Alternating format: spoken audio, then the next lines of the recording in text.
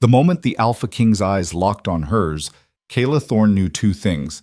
Fate had finally found her, and it was about to destroy her. In a hall packed with hundreds of wolves from every corner of the frontier, their bond ignited like wildfire, undeniable, ancient, absolute. For 3 seconds she let herself believe. Then he spoke. 4 words that shattered her in front of everyone. I reject this bond. If you want to see how a girl with nothing becomes the one thing a king can't have, stay until the end. Like this video and comment what city you're watching from. The gathering hall reeked of wet fur, smoke, and ambition. Kaela pressed herself against the stone wall near the back entrance, trying to make her body smaller, less noticeable. It wasn't hard. She'd spent 22 years perfecting the art of disappearing. Her clothes, a patched gray tunic over worn leggings, helped. So did the way she kept her head down, letting her dark hair fall forward to hide the thing that always gave her away. Her eyes. One silver, one gold. In a world where uniformity meant strength and difference meant danger, Kaela's mismatched gaze had branded her from birth. Cursed, they whispered. Touched by something unnatural. Her own pack had never let her forget it. They'd given her the worst jobs, the smallest rations, the coldest corner of the communal den. She'd learned early that survival meant silence. But tonight was different. Tonight, every major pack from the northern frontier had gathered under one roof for the first time in a decade. A truce meeting, they called it. A chance to negotiate territory, settle blood debts, establish trade routes. The hall buzzed with tension, alphas sizing each other up, warriors trading insults that hadn't quite crossed into challenges, younger wolves jockeying for position. Kaela had no business being here. Her pack's beta had made that clear. Stay out of sight, he'd growled before they'd entered. Don't talk to anyone.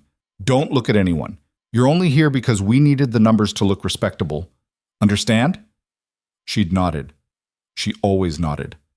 Now she watched from the shadows as the most powerful alphas in the region circled the center of the hall. There were 7 of them, each representing a different territory. She recognized most from stories.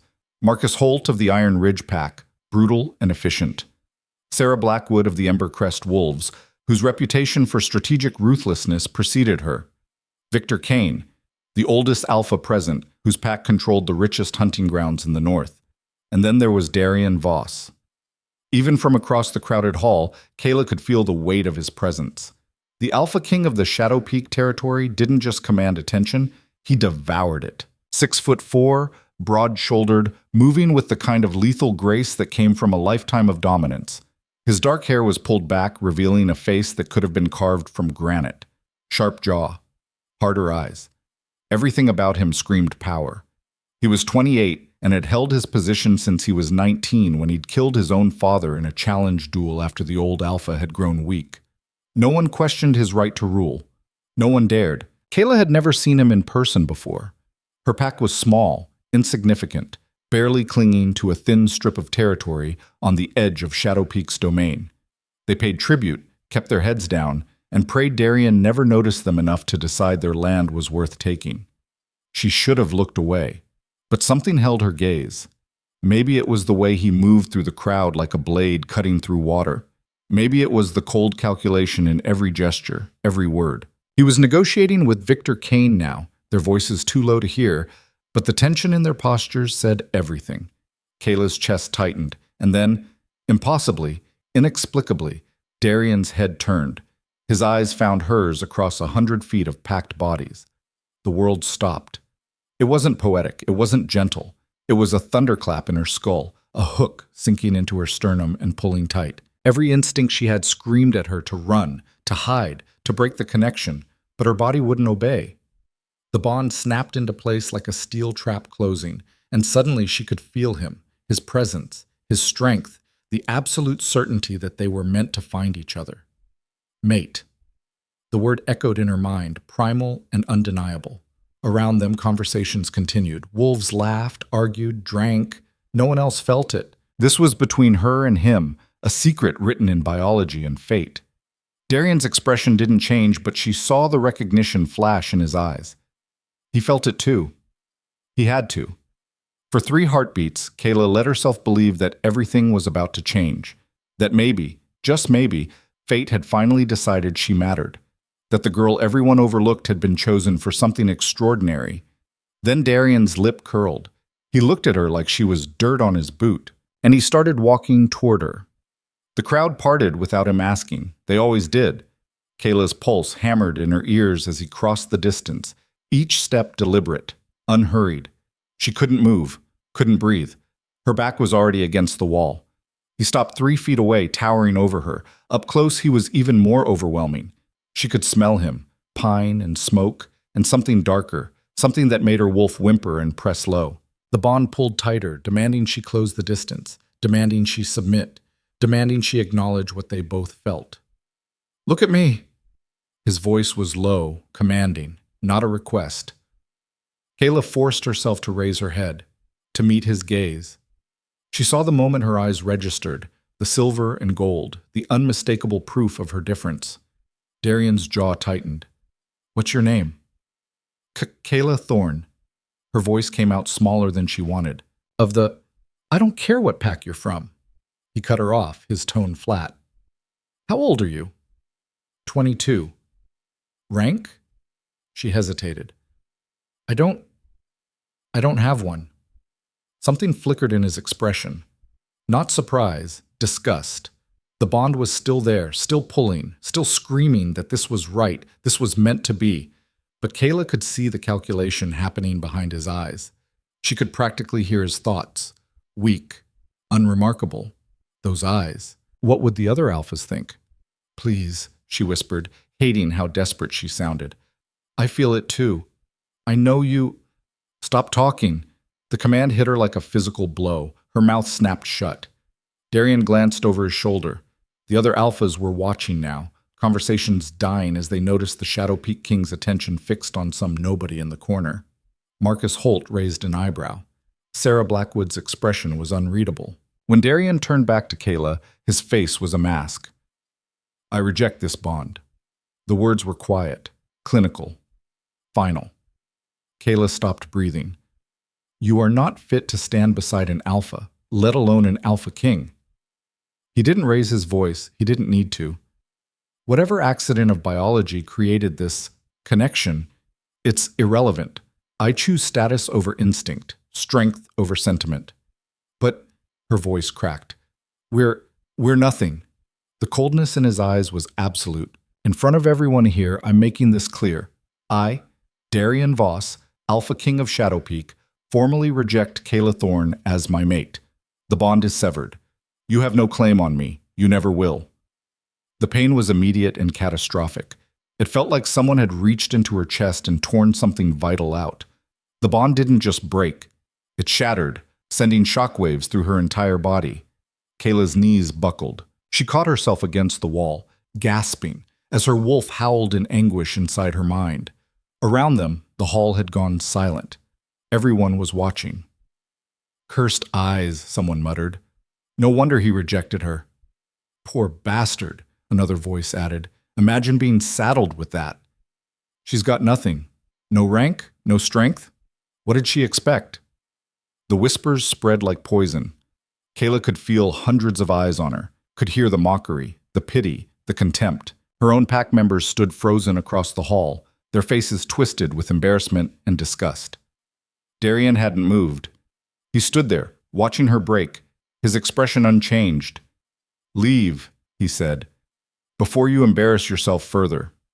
Kaela tried to find words, tried to find anger, pride, anything that could hold her together, but there was nothing. Just a gaping wound where the bond had been, and the crushing weight of humiliation pressing down on her shoulders. She ran, stumbling past bodies that jerked away from her like she carried disease. She shoved through the crowd toward the main entrance. Behind her, conversations resumed, louder now, fed by fresh gossip. Someone laughed. The sound chased her out into the night. The cold air hit her face like a slap. Kaela didn't stop running. She crossed the open ground between the gathering hall and the tree line, her vision blurred with tears she refused to acknowledge. Her chest felt like it was caving in. Every breath hurt. She made it maybe 50 yards into the forest before her legs gave out. Kaela collapsed against a tree, sliding down until she hit the ground.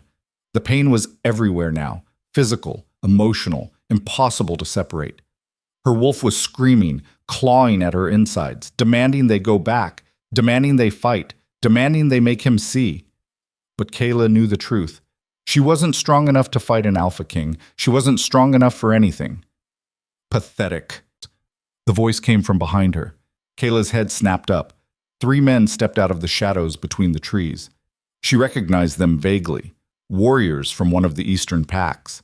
The one who'd spoken was tall, scarred, grinning like he'd found something entertaining. Rejected at a gathering, he continued, moving closer. In front of everyone. That's got to sting. Kaela scrambled to her feet, backing up until her spine hit the tree. Stay away from me. Or what? The second man laughed. You'll call your mate? Oh, wait, you don't have one anymore. They spread out, flanking her.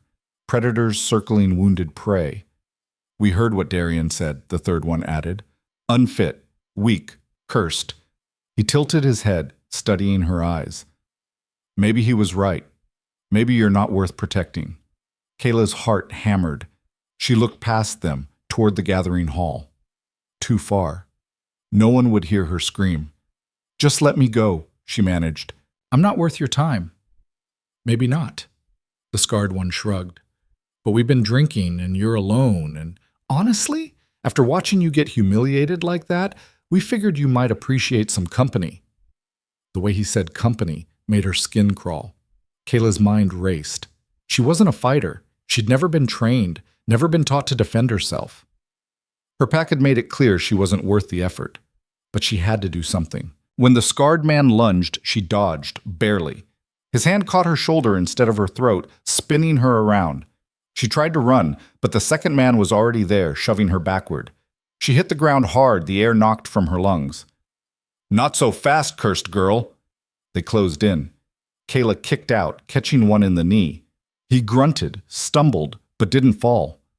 Another hand grabbed her wrist, twisting until she cried out. She bit down on someone's arm, tasted blood, heard a yelp. For a moment, she thought she might actually get away. Then something heavy slammed into her temple. The world tilted. Her vision went white, then dark at the edges. She felt herself being dragged, felt hands grabbing, tearing. She tried to scream, but the sound came out broken. No one's coming, a voice said in her ear. No one cares about you. Through the haze of pain and panic, Kaela realized he was right. She was going to die here, alone, unmated, unloved, exactly as worthless as everyone had always said. Her eyes started to close. Then she heard it, a low warning growl that didn't come from any of the men. The hands on her released, shouting, the sound of impact, bodies hitting trees.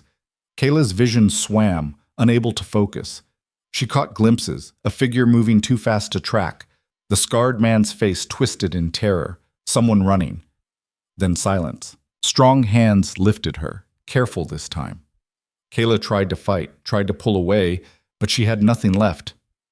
Easy. The voice was different, deeper, calmer. You're safe now.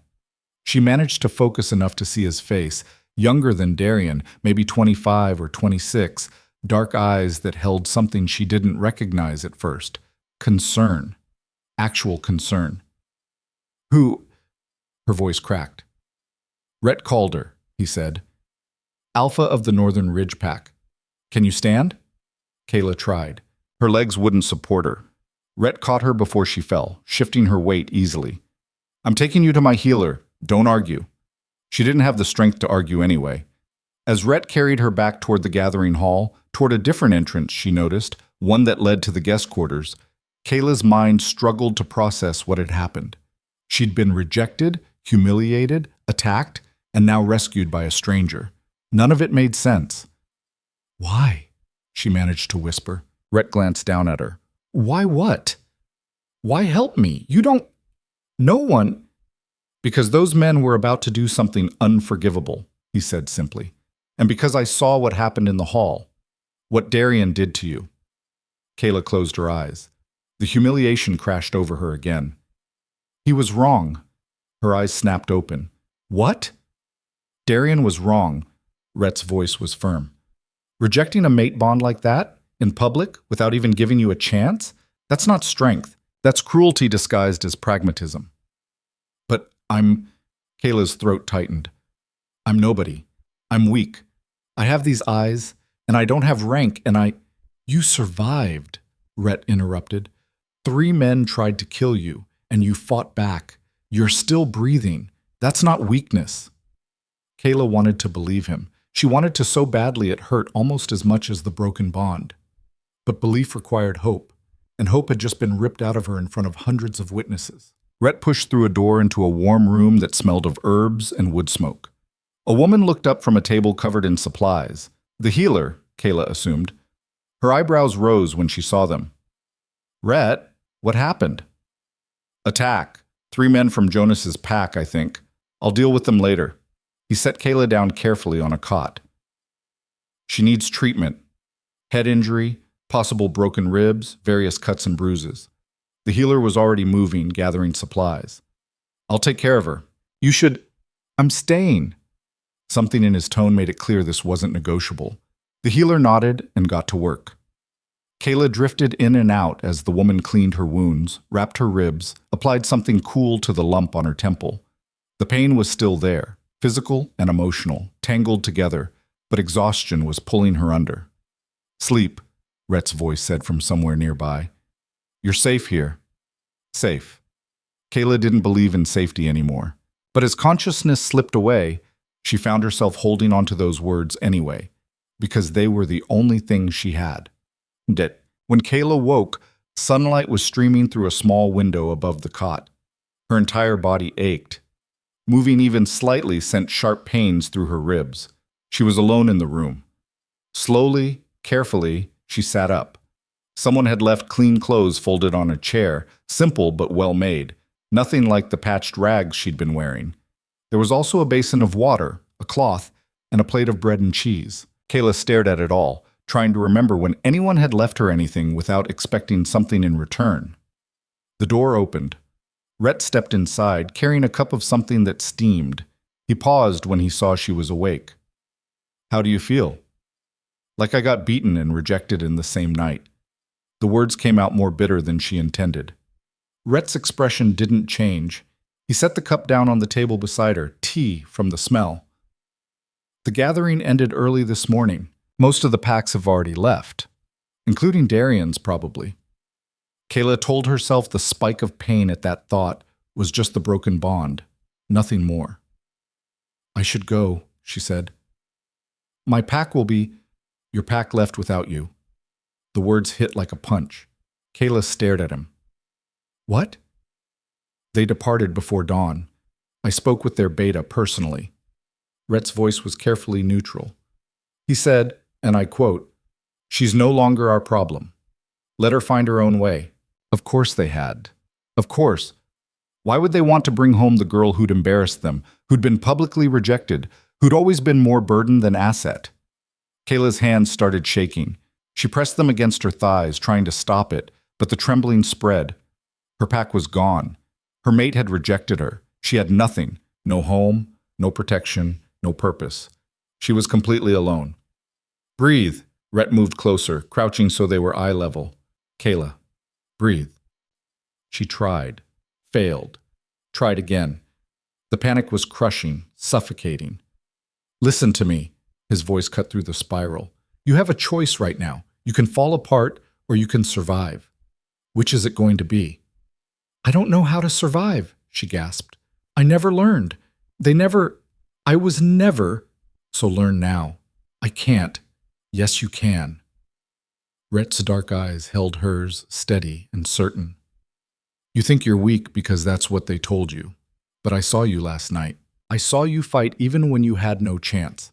That's not weakness, Kaela. That's a survivor's instinct. You just need someone to teach you how to use it. Why would you do that? Her voice broke. Why would you help me? I'm nothing to you. Maybe. He straightened, offering his hand. Or maybe I see potential where others see problems. Maybe I know what it's like to be underestimated. Maybe I'm just tired of watching strong alphas make cowardly choices. Kaela looked at his hand. Taking it meant trusting him. Trusting a stranger who had no reason to care whether she lived or died. But what was the alternative? Wander into the frontier alone, with no skills, no supplies, no protection, Die in a ditch somewhere while the world forgot she'd ever existed? If I help you, Rhett continued, it won't be easy. I don't do charity. You'll work for every meal, every lesson, every moment of protection. You'll train until your body breaks and then train more. You'll earn your place or you'll leave. Understand? It was harsh, brutal even, but it was honest. And honesty, Kaela was learning, was worth more than empty kindness. She took his hand. Rhett pulled her to her feet. The movement sent pain shooting through her ribs, but she locked her knees and stayed standing. Good, he said. Get cleaned up. Eat. We leave in an hour. Where are we going? Rhett's smile was slight but real. Home. Northern Ridge Territory. It's a long journey, and you're not strong enough yet to make it in wolf form. We'll travel slow, stop frequently, use the time to heal. And then? And then we see if you have what it takes to become something more than the girl who got rejected. He left her alone to change. Kaela stood there for a long moment, staring at the clean clothes, the food, the cup of tea. Everything hurt. The bond break still throbbed in her chest like an infected wound. Part of her wanted to curl up and let the darkness take her. But another part, small, stubborn, flickering like a candle in a storm, wanted to prove them all wrong. Wanted to prove she was more than cursed eyes and patched clothes. Wanted to make Darian Voss regret every word he'd said. Kaela picked up the clean shirt and started getting dressed. She didn't know if she could become what Rhett saw in her. She didn't know if she was strong enough to survive what came next. But she was going to try. Because the alternative, giving up, giving in, accepting that everyone had been right about her all along, hurt worse than anything else. And Kaela Thorne was done being hurt. The journey north took 8 days. Kaela had expected Rhett to push hard, to test her limits from the start. Instead, he moved at a pace that let her heal, stopping frequently to let her rest, never commenting when she had to pause to catch her breath or when the pain in her ribs made her stumble. It should have felt like kindness, but Kaela was learning to read him better. This wasn't mercy.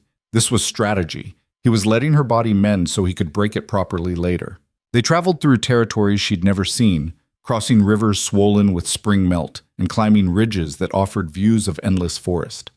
Rhett moved with the confidence of someone who knew exactly where he was going, who had walked these paths 100 times before. He didn't talk much, but when he did, he asked questions. What did you do in your pack? What were your duties? Kitchen work, mostly. Cleaning, mending clothes, whatever no one else wanted to do. Did they train you at all? Basic defense? Hunting? Kaela shook her head. They said it would be a waste, that I should focus on being useful in other ways. Rhett's jaw had tightened at that, but he didn't comment, just filed the information away and kept walking. On the 4th day, they encountered another wolf, a scout from a pack whose territory they were passing through. The man had eyed Kaela with open suspicion, taking in her mismatched eyes, her obvious weakness. She yours? He'd asked Rhett. She's under my protection. That's all you need to know.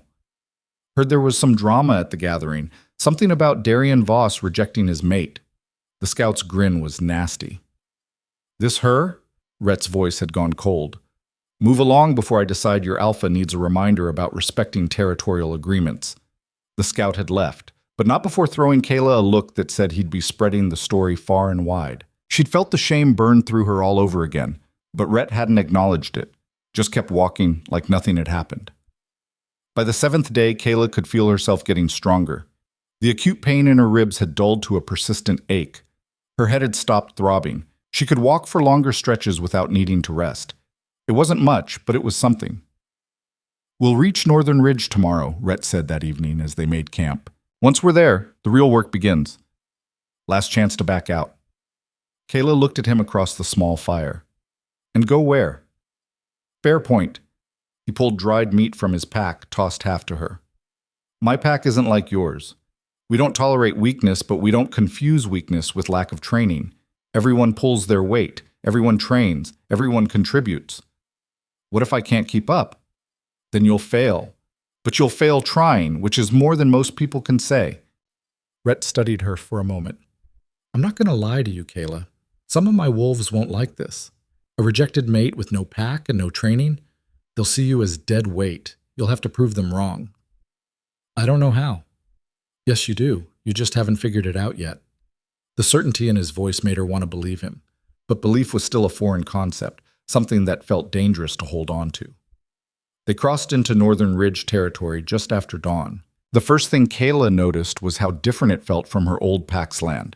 Where her pack had scraped by on marginal hunting grounds and exhausted soil, Northern Ridge was alive.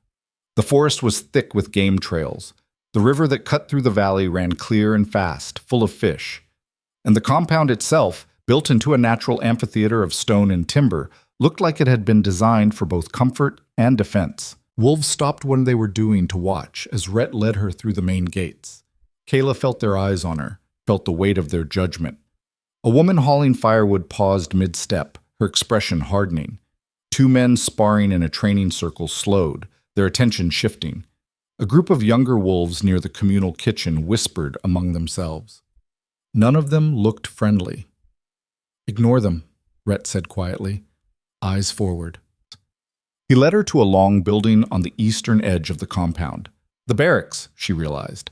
Inside it was divided into small private rooms, each barely large enough for a bed and a chest. Rhett showed her to one near the end.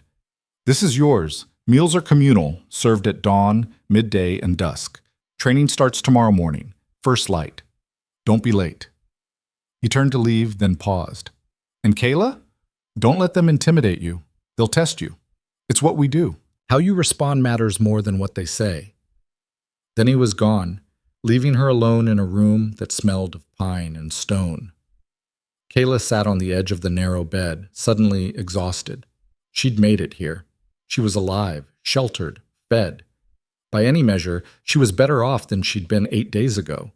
So why did she feel like she'd just walked into a different kind of trap? The answer came at dinner. The communal hall was packed with wolves, maybe 60 or 70 of them, ranging from teenagers to grizzled veterans. Long tables ran the length of the space, loaded with roasted meat, vegetables, bread. The noise was overwhelming: conversations, laughter, the clatter of plates and cups. It reminded Kaela of the gathering, and her stomach twisted. She'd planned to grab food quickly and retreat to her room, but Rhett had other ideas. He was sitting at the head table with his senior wolves, his beta, a scarred man named Garrett, his lead warrior, a woman called Nessa, and several others. When he saw Kaela hovering near the door, he gestured her forward. "Sit." Every eye in the hall turned to watch as Kaela made her way to the head table. Someone had left an empty seat beside Rhett. She slid into it, trying to make herself small, trying not to notice how quiet the hall had gotten. Garrett leaned forward, studying her with the kind of intensity that made her skin prickle. "So, you're the one Darian rejected." It wasn't a question. "Yes," Kaela managed, "publicly, at the gathering, in front of everyone." "Yes. And now you're here." Garrett glanced at Rhett. "Care to explain why we're sheltering someone else's cast-off?" "Careful," Rhett said mildly, but there was steel underneath. "She's not a cast-off. She's a wolf who got dealt a bad hand and decided to keep playing. That takes guts. Or desperation." This came from Nessa, her tone skeptical. "No offense, girl, but you don't exactly look like warrior material. What are you, 120 pounds soaking wet?" 115, Kaela said before she could stop herself. Someone down the table snorted. Nessa's eyebrows rose. "She's got a mouth on her at least." Nessa leaned back, arms crossed. "But mouth doesn't win fights. What can you do? What skills do you bring?" Kayla's mind went blank. Kitchen work? Mending? Being invisible? "She survived," Rhett cut in. 3 men tried to kill her in the woods, and she's sitting here. That's more than some trained warriors can say. "Because you saved her," Garrett pointed out. "That's not the same as her surviving on her own." "She fought back before I got there, injured one of them." Rhett looked at Kaela. "Didn't you?" Kaela nodded slowly. She'd bitten one man's arm, kicked another. It hadn't been skill, just panic and instinct, but it had been something. "So she's got survival instinct," Nessa allowed. "Fine, but survival instinct without training is just delaying the inevitable. What's the plan here, Rhett? We nurse her back to health, and then what? She can't stay if she can't contribute." "She'll contribute." Rhett's voice was firm. "I'll train her myself. 3 months. If she can't hold her own by then, she leaves. Fair?" The table went silent. Even Garrett looked surprised. You're going to train her personally? Nessa shook her head. You haven't taken a personal student in years. Why her? Because I choose to. Rhett's tone made it clear the discussion was over. Anyone have a problem with that? No one spoke up, but Kaela could see the doubt on their faces, the skepticism. They thought she'd fail, thought she'd wash out in a week, maybe less. Maybe they were right. The rest of the meal passed in tense silence. Kaela forced herself to eat, though every bite felt like swallowing rocks. When Rhett finally dismissed her, she fled back to her room and collapsed on the bed, staring at the ceiling. 3 months, 90 days to prove she was worth the space she occupied. 90 days to become something other than a rejected mate with cursed eyes. It felt impossible. Sleep didn't come easy that night. When it finally did, Kaela dreamed of the gathering, of Darian's cold eyes, of the bond shattering, of falling into darkness while everyone watched and did nothing. She woke before dawn to pounding on her door. Up, now! Training starts in 10 minutes! Kaela scrambled out of bed, threw on the training clothes that had been left outside her door, and stumbled out into the pre-dawn darkness. Other wolves were already gathering in the main training yard, dozens of them, ranging from teenagers to seasoned warriors. They moved through warm-up exercises with practiced efficiency, their movements synchronized. Kaela had no idea what to do. Over here! Rhett's voice cut through the chaos. He was standing at the edge of the yard, away from the main group. You're with me! Relief flooded through her. At least she wouldn't have to fumble through this in front of everyone. But relief died quickly when she saw what Rhett had set up. A circuit. Stations marked with different equipment, weights, ropes, wooden posts for striking, obstacles for climbing. It looked brutal. We're starting with conditioning, Rhett said. Your body's weak. We need to fix that before we can do anything else. You'll run this circuit 3 times. I don't care how long it takes. I care that you finish. 3 times? Kaela stared at the course. It had to be 200 yards of pure hell. 3 times. Starting now. The first station was simple enough. Lift a weight above her head 20 times. The weight wasn't heavy by warrior standards, maybe 30 pounds, but by the 10th rep, Kaela's arms were shaking. By 15, she wanted to quit. At 20, she nearly dropped it on her foot. Move, Rhett called. The second station required her to climb a rope 15 feet up, ring a bell at the top, and come back down. Kaela made it maybe 8 feet before her arms gave out.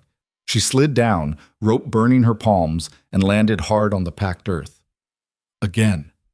She tried, failed, tried again. On the 4th attempt, she finally reached the bell, rang it with a shaking hand, and half fell on the way down. Her hands were bleeding, her shoulders screamed, "Move!" Station 3. Sprint to the far post and back. Simple. Except her legs felt like water, and her ribs, still healing, sent sharp pains through her chest with every breath. She ran anyway, staggered really, pushing through the pain because stopping meant failing, and failing meant proving everyone right. Station 4. Strike the wooden post 50 times, alternating hands. Her knuckles split on the 20th hit. Blood smeared the wood. She kept going. Station 5. Crawl under a net strung low to the ground, then over a wall, then through a narrow gap between 2 stones. She got stuck twice, had to wiggle through, emerged with fresh scrapes and bruises. By the time she finished the first circuit, the sun was rising and she could barely stand. Her whole body shook. Sweat poured down her face, mixing with tears she didn't remember crying. Water, 2 minutes, then circuit 2. I can't. Yes, you can. Rhett's voice was implacable. 2 minutes. She wanted to collapse, wanted to quit, wanted to scream that this was impossible, that she wasn't built for this, that everyone had been right about her being weak. But then she saw them. The other wolves, finished with their own training, standing at the edge of the yard watching her fail. Some looked bored, others amused. A few whispered to each other, probably placing bets on how long she'd last. And something in Kaela snapped. Not broke, snapped into place. She grabbed the water skin, drank deep, and walked back to Station 1. The second circuit was worse than the first. Every muscle protested. The rope climb took 7 attempts. She vomited after the sprint.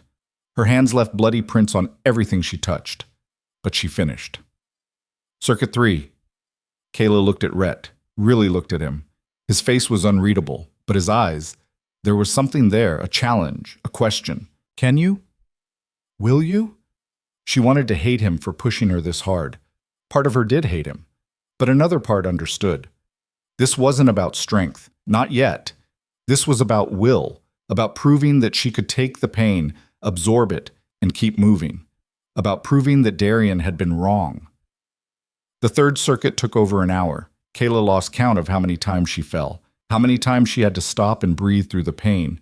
Her vision went gray twice. She threw up again. Every cell in her body screamed at her to stop. She didn't stop.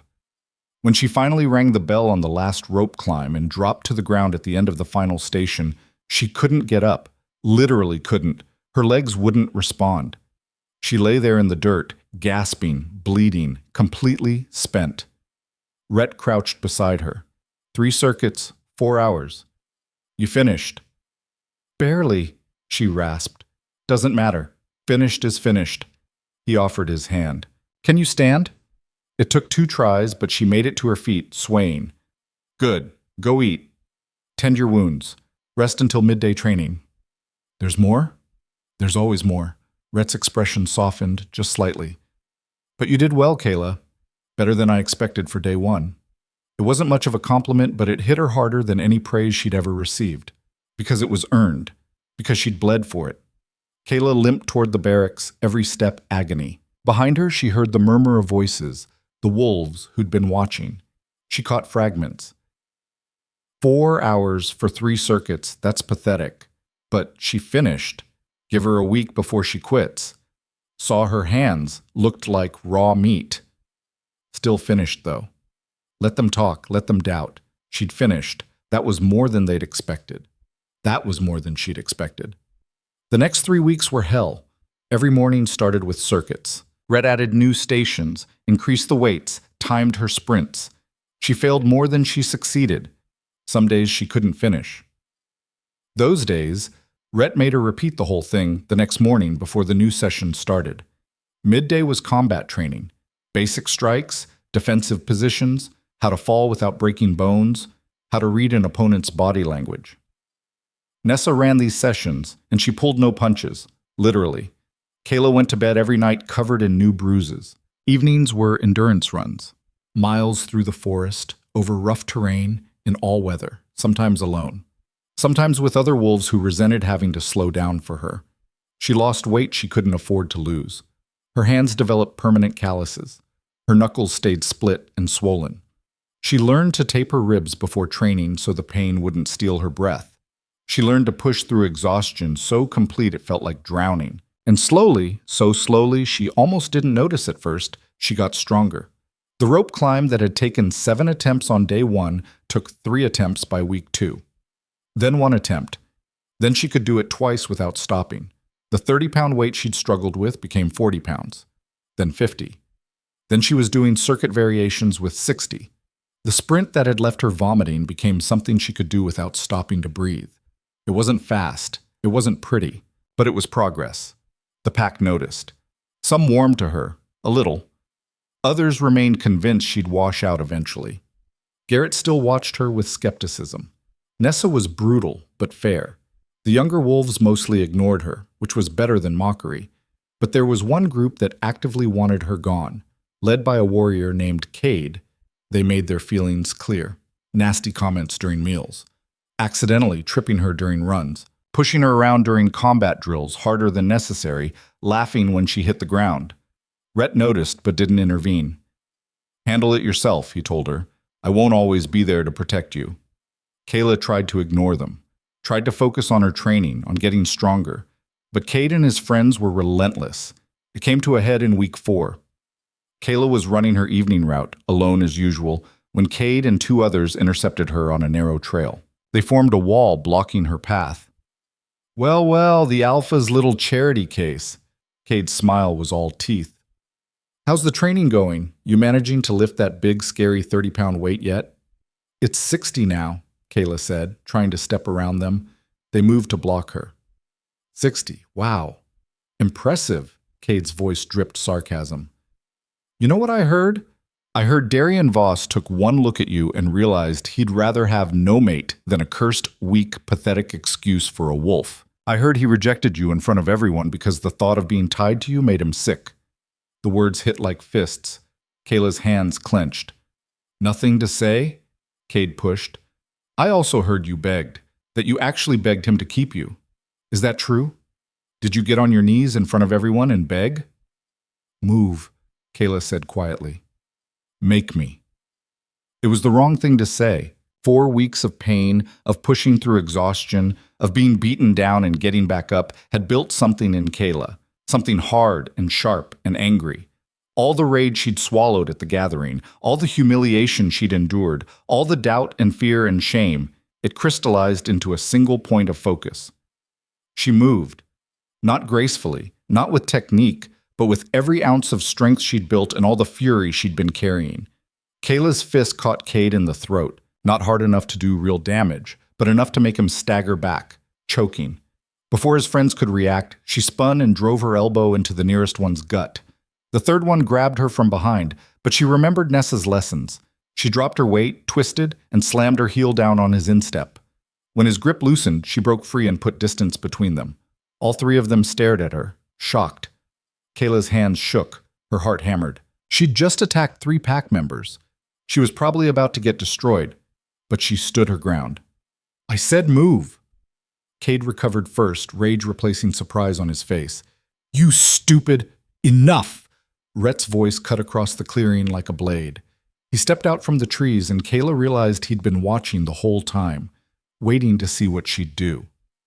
Cade, you and your friends are on stable duty for the next 2 weeks. Get out of here. But I said get out.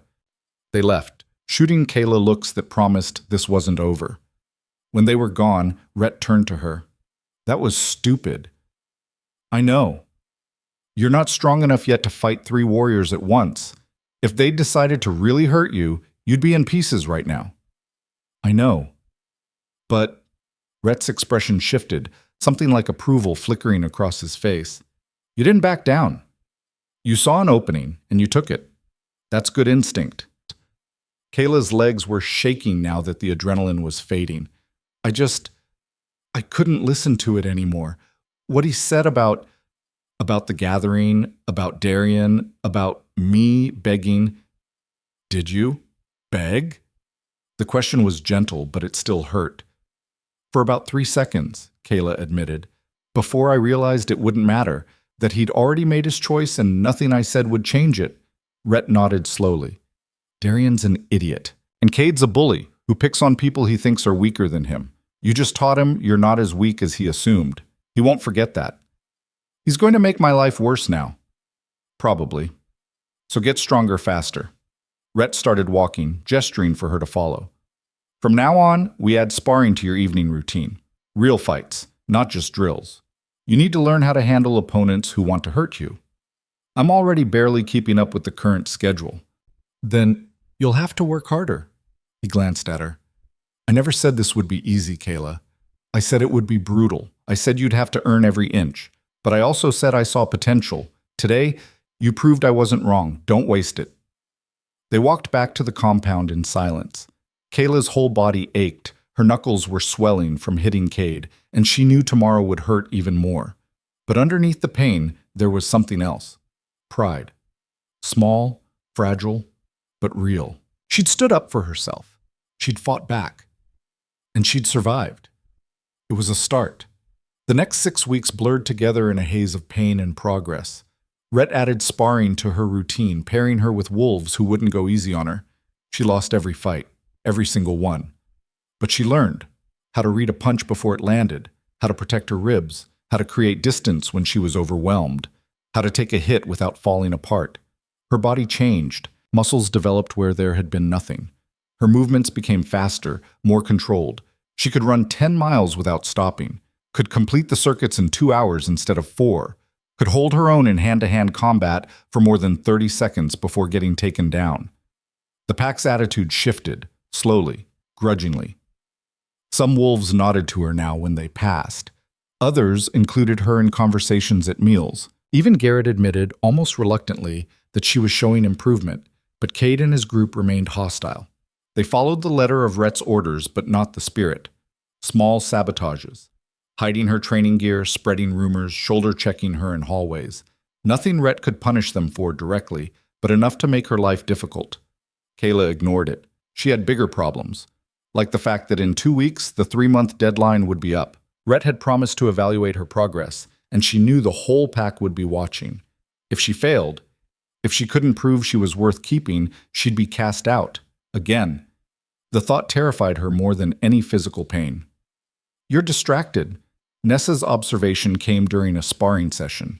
Kaela had just telegraphed a punch badly, and Nessa had countered with a takedown that left her flat on her back.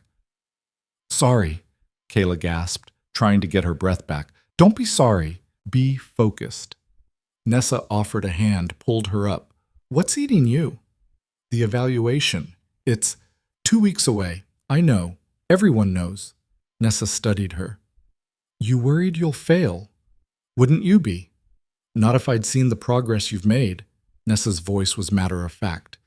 3 months ago, you could barely lift your own body weight. Now you're keeping up with wolves who've trained their whole lives. You think that's nothing? I think it might not be enough." Enough for what? Rhett's not expecting you to beat Garrett in a fight. He's expecting you to prove you can survive, contribute, hold your own. You've already done that. Then why do I feel like I'm still that girl in the gathering hall? The words burst out before Kaela could stop them. The one everyone looked at and saw nothing. The one who... She cut herself off, but Nessa understood. Because trauma doesn't heal on the same timeline as muscle. Nessa's expression softened. "Look, I don't know what it's like to be rejected by a mate, but I know what it's like to have people underestimate you, to be told you're not good enough. The trick is deciding their opinion doesn't define you." "How?" "By proving them wrong, over and over, until you believe it yourself." Nessa gestured to the training yard. "You've been doing that for 3 months. Don't stop now." The day before the evaluation, Rhett called Kaela to his office. A small room in the main lodge filled with maps, weapons, and books. "Sit." Kaela sat, nerves thrumming. Rhett leaned against his desk, arms crossed. "Tomorrow, you'll demonstrate what you've learned in front of the pack.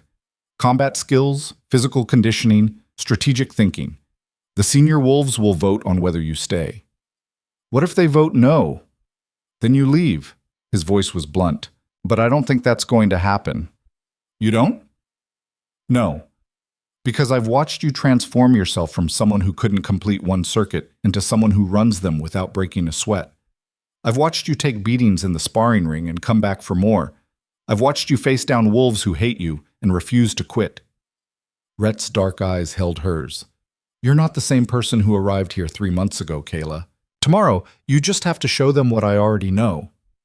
"Which is?" "That you belong here." The certainty in his voice made her throat tight. "Why did you do this?" Kaela asked suddenly. "Why did you save me? Why did you train me? You didn't know me. You didn't owe me anything." Rhett was quiet for a long moment. When he spoke, his voice was careful. "Because I saw something in you that reminded me of myself. A long time ago, I was underestimated too. Told I was too young, too reckless, too different to lead. I had to fight twice as hard as everyone else to prove I deserved my place. When I saw Darian reject you, when I saw how you refused to just lie down and die in those woods, I saw that same fight, that same refusal to accept what everyone else said you were." He straightened. "So I gave you a chance to prove them wrong. The rest was up to you."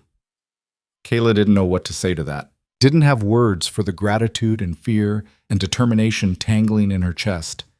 "Get some sleep," Rhett said, moving toward the door. "Tomorrow's going to be intense." But sleep didn't come. Kaela lay awake all night, staring at the ceiling, running through every skill she'd learned, every technique Nessa had drilled into her, every word of encouragement and criticism Rhett had offered. By the time dawn broke, she was exhausted and wired in equal measure. The evaluation was scheduled for mid-morning, giving the whole pack time to gather. When Kaela stepped into the training yard, it seemed like every wolf in Northern Ridge had shown up. They ringed the space, watching with expressions ranging from curious to hostile. Rhett stood at the center with Garrett and Nessa flanking him. "Kaela Thorne," Rhett's voice carried across the yard. 3 months ago, you came to us with no training, no skills, and no pack. I offered you a chance to earn your place. Today, we determine if you've done that. You'll complete a series of challenges. Combat, conditioning, and one final test of my choosing. Understood? Understood, Kaela said, proud that her voice didn't shake. Begin with conditioning. Standard circuit, full speed. You have 30 minutes. 30 minutes for a circuit that had taken her 4 hours on day 1. It should have been easy, but Rhett had modified it. Heavier weights, higher rope, longer sprint. Obstacles she'd never seen before. Kaela attacked it anyway, pushing herself hard, ignoring the burning in her muscles. She stumbled once during the sprint, caught herself, kept moving. The rope climb took 2 attempts, her hands slipping on the first try, but she made it. The new obstacles, a wall with no handholds, a balance beam over a mud pit, tested skills she'd only started developing. She finished with 90 seconds to spare, collapsing at the end station, gulping air. No time to recover. Combat! Rhett called. Nessa, you're up! Nessa stepped into the ring, and Kaela's heart sank. Nessa was one of the best fighters in the pack. There was no way Kaela could win, but maybe that wasn't the point. They circled each other. Nessa moved first, testing with a jab that Kaela barely dodged. Then a combination, jab, cross, hook, that forced Kaela backward. She blocked the first 2, took the hook on her shoulder, used the momentum to create space. Good, Nessa said. Don't just defend, attack. Kaela feinted left, drove right, aimed a kick at Nessa's knee. Nessa avoided it easily but had to shift her weight, giving Kaela an opening. She took it, landing a solid hit to Nessa's ribs. Not hard enough to hurt, but clean. Controlled. Nessa grinned. Better. They went 3 rounds. Kaela lost all of them, but she made Nessa work for it. Made her think. Showed the skills she'd learned, the instincts she'd developed. When it was over, Nessa offered her hand. You've earned this, she said quietly. Next came Garrett. He was bigger, stronger, and fought dirty. Kaela took more hits than she landed, ended up on her back twice, but she got up both times. Kept fighting, refused to quit. By the end, her lip was split and her eye was swelling, but she was still standing. Rhett stepped forward. Final test. This one's different. Not about strength or skill. About judgment. He gestured, and 2 wolves brought forward a struggling figure, one of Cade's friends, the one Kaela had elbowed in the gut weeks ago. The man looked terrified. This wolf, Rhett said, has been stealing from pack supplies, food mostly. Small amounts, but consistent. I caught him yesterday. Under pack law, theft is punishable by exile or public beating. As the one evaluating today, you get to decide his punishment, Kaela. What's your choice? Every eye in the yard fixed on her. This was a test, she realized. Not just of judgment, but of character. Of who she'd become in these 3 months. Kaela looked at the thief. Looked at Cade, who was watching with barely concealed rage. Looked at Rhett, whose expression gave nothing away. Why was he stealing? She asked. Rhett raised an eyebrow. Does it matter? Yes. A pause. Then Rhett gestured to the man. Speak. My sister, the thief stammered. She's sick, can't work. The pack shares food, but not medicine. I was taking extra to trade for supplies to help her. I know it was wrong. I didn't know what else to do. Kaela thought about her old pack, about being the lowest, the unwanted, about how desperation made people do things they'd never normally consider. No exile, she said firmly. No beating. Murmurs rippled through the crowd. Cade's face twisted with anger. Instead, Kaela continued, he works off the debt. Whatever he stole, he repays through extra labor. And someone, she looked pointedly at Rhett, should look into why we're not providing medicine for sick pack members in the first place. The murmurs grew louder. Some wolves nodded. Others looked skeptical. Rhett's expression was unreadable. That's your judgment? Yes. Even though this wolf is friends with Cade? Even though showing mercy might look weak? Mercy isn't weakness, Kaela said, and she was surprised by how steady her voice was. Cruelty pretending to be strength is weakness. Real strength is having power and choosing not to abuse it. The yard went silent. Rhett held her gaze for a long moment. Then, slowly, he nodded. The The senior wolves will vote, he announced. Those in favor of accepting Kaela Thorne as a full member of Northern Ridge, step forward. Nessa stepped forward immediately. Then two other senior warriors Kaela didn't know well. Then another. And another. Garrett was the last to move. He studied Kaela for a long moment, then finally stepped forward. Unanimous, Rhett said. Kaela Thorne, your pack. The words hit her like a physical force. Pack. She was pack, not an outsider, not a charity case. Pack. Some wolves cheered. Others remained silent, clearly unconvinced. Cade looked like he wanted to murder someone. But Kaela didn't care. For the first time in 3 months, maybe for the first time in her life, she felt like she'd earned her place. Rhett approached as the crowd began to disperse. Good work, he said quietly. Especially that last part. Took guts to show mercy to someone who's been making your life hell.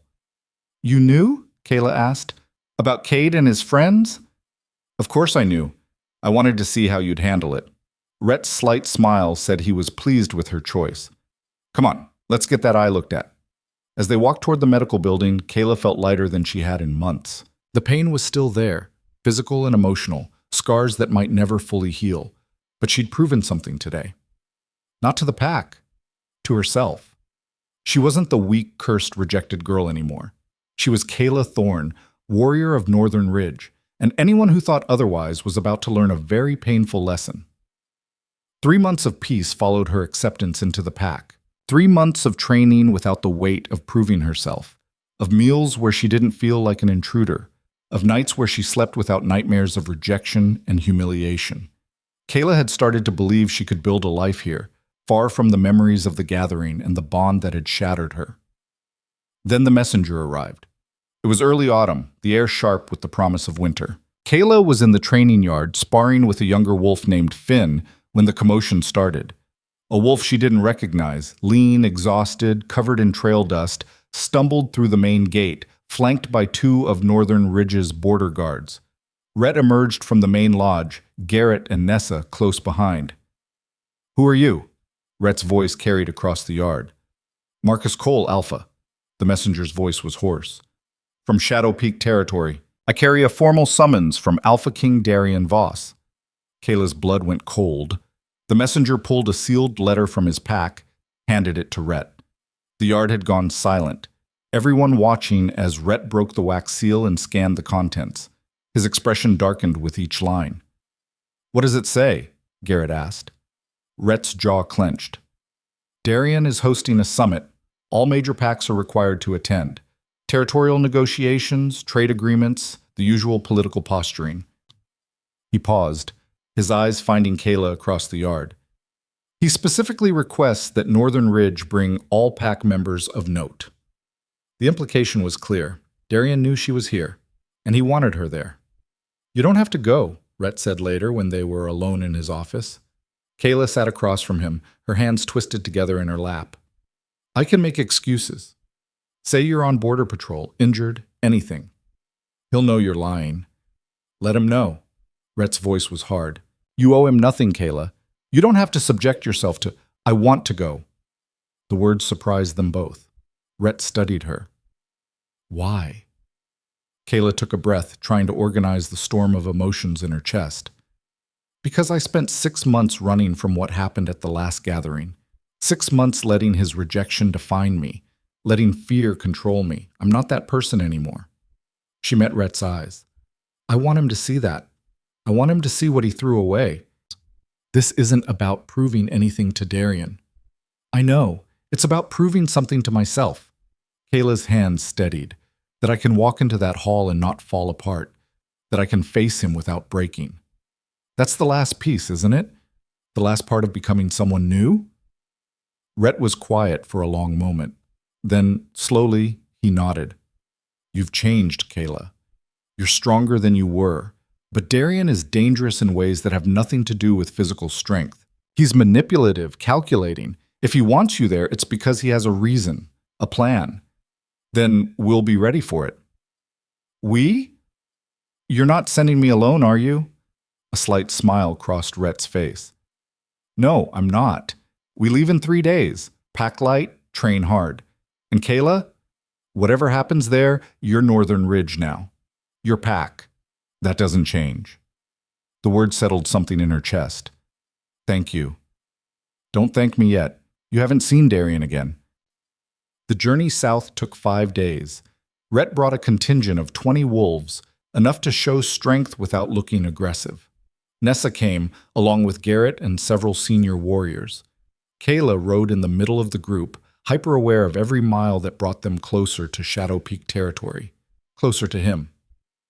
You're tense, Nessa observed on the 3rd day, riding alongside her. Breathing like you're heading into battle. Aren't I? Not the kind you're thinking of. Nessa's voice was matter-of-fact. This is political theater, posturing and positioning. The real fights happen in conversations, not combat. I'm better at combat. Everyone is. Words are harder to control than fists. Nessa glanced at her. But you've got something most wolves don't. You know what it's like to lose everything. That gives you a kind of fearlessness that scares people. I don't feel fearless. Good. Fear keeps you sharp. It's when you lose the fear that you make mistakes. They arrived at Shadow Peak's main compound on the evening of the 5th day. The place was massive, easily 3 times the size of Northern Ridge, with stone walls that had stood for generations and watchtowers manned by guards in formal armor. Wolves from at least a dozen different packs were already there, their banners flying from various buildings. Kaela recognized some of the symbols from the first gathering. Iron Ridge, Ember Crest, others she didn't know. Stay close, Rhett murmured as they passed through the main gates. Don't engage unless you have to, and if you see Darien, I'll be fine. She hoped that was true. The guest quarters were nicer than anything Kaela had seen outside of the gathering hall. Private rooms with actual beds, hot water, food that didn't come from communal pots. Luxury designed to remind visiting alphas of Shadow Peak's wealth and power. Subtle, Garrett muttered, looking around. Real subtle. The summit officially began the next morning in Shadow Peak's Great Hall. It was smaller than the gathering hall, but more ornate. Polished wood, tapestries depicting historic battles, a raised platform at the far end where Darien's chair sat like a throne. Darien wasn't there yet. The hall was filling with wolves, alphas clustering together, warriors sizing each other up. Kaela stayed close to Rhett's group, trying to blend in. Then she felt it, that pull, that awareness that made her skin prickle. He was here. Darien entered through a side door, flanked by his own senior wolves. He looked exactly as Kaela remembered, tall, commanding, moving with that lethal confidence that drew every eye. He wore formal attire, dark and expensive, and his face was unreadable. He scanned the room systematically. When his gaze found her, he stopped. For 3 seconds, they stared at each other across the crowded hall. Kaela forced herself to hold his gaze, to not look away, to not show the panic clawing at her throat. She was different now, stronger. She could do this. Something flickered in Darien's expression, surprise, maybe, or recognition that the broken girl from 6 months ago was gone. Then he looked away, continued to his seat, began greeting other alphas like nothing had happened. Kaela released a breath she hadn't realized she was holding. That wasn't so bad, Nessa said quietly beside her. That was just the beginning.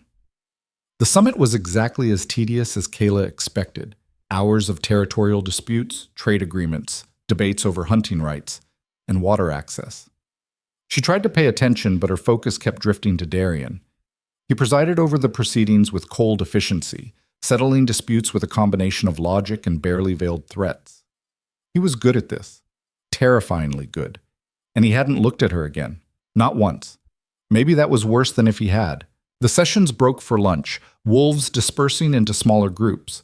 Rhett was immediately pulled into negotiations with 2 other alphas. Nessa went to scope out the training facilities. Garrett headed for the food tables. Kaela found herself alone near the edge of the hall, trying to decide if she should eat or just retreat to her room. Kaela Thorne, the voice came from behind her. She turned to find a woman watching her, mid-30s, elegant, with sharp eyes, and an expression that gave nothing away. One of Darien's senior wolves, Kaela realized. Yes? The Alpha King requests a private word. Now. Every instinct screamed at her to refuse, to find Rhett, to not go anywhere alone with Darien, but refusing would look weak, like she was still afraid of him. Lead the way. The woman guided her through a maze of corridors to a private study. She knocked once, received a curt "enter," and opened the door. Darian stood by a window, looking out over his territory. When Kaela entered, he dismissed the woman with a gesture. The door closed behind her with a soft click. They were alone. "You look different," Darian said, still not turning around. Kaela stayed near the door, arms crossed. 6 months of training will do that. Rhett Calder's training specifically. Now he turned, and his eyes swept over her with clinical assessment. "You've gained muscle. Your stance is different. You move like someone who knows how to fight. Is there a point to this?" "The point is that I made a mistake." The words hung in the air between them. Kayla's pulse hammered. 6 months ago, I rejected our bond based on appearances, on politics. Darian moved closer, his voice dropping. "I chose status over instinct, and I've regretted it every day since." "You don't get to do this," Kaela said, her voice shaking with anger. "You don't get to destroy someone in public and then claim regret in private. I know what I did to you, He stopped, something raw flickering across his face. "The bond didn't break cleanly. You feel it too, don't you? That pull, that awareness. It's still there." He was right. The bond was damaged, severed, but not completely gone. She could feel him, a constant ache in her chest that had never fully healed. "It doesn't matter," Kaela managed. "It matters to me." Darian took another step. "You were nobody when I rejected you. Now you're packed to one of the most respected alphas in the North. You've proven yourself stronger than I gave you credit for. That changes things." "No, it doesn't." Kayla's hands clenched. "You rejected me when I was weak. You don't get to claim me now that I'm strong. That's not how this works. Under pack law, I have rights. You gave up those rights when you publicly severed the bond. You said so yourself, in front of everyone." Darian's jaw tightened. "I can challenge that.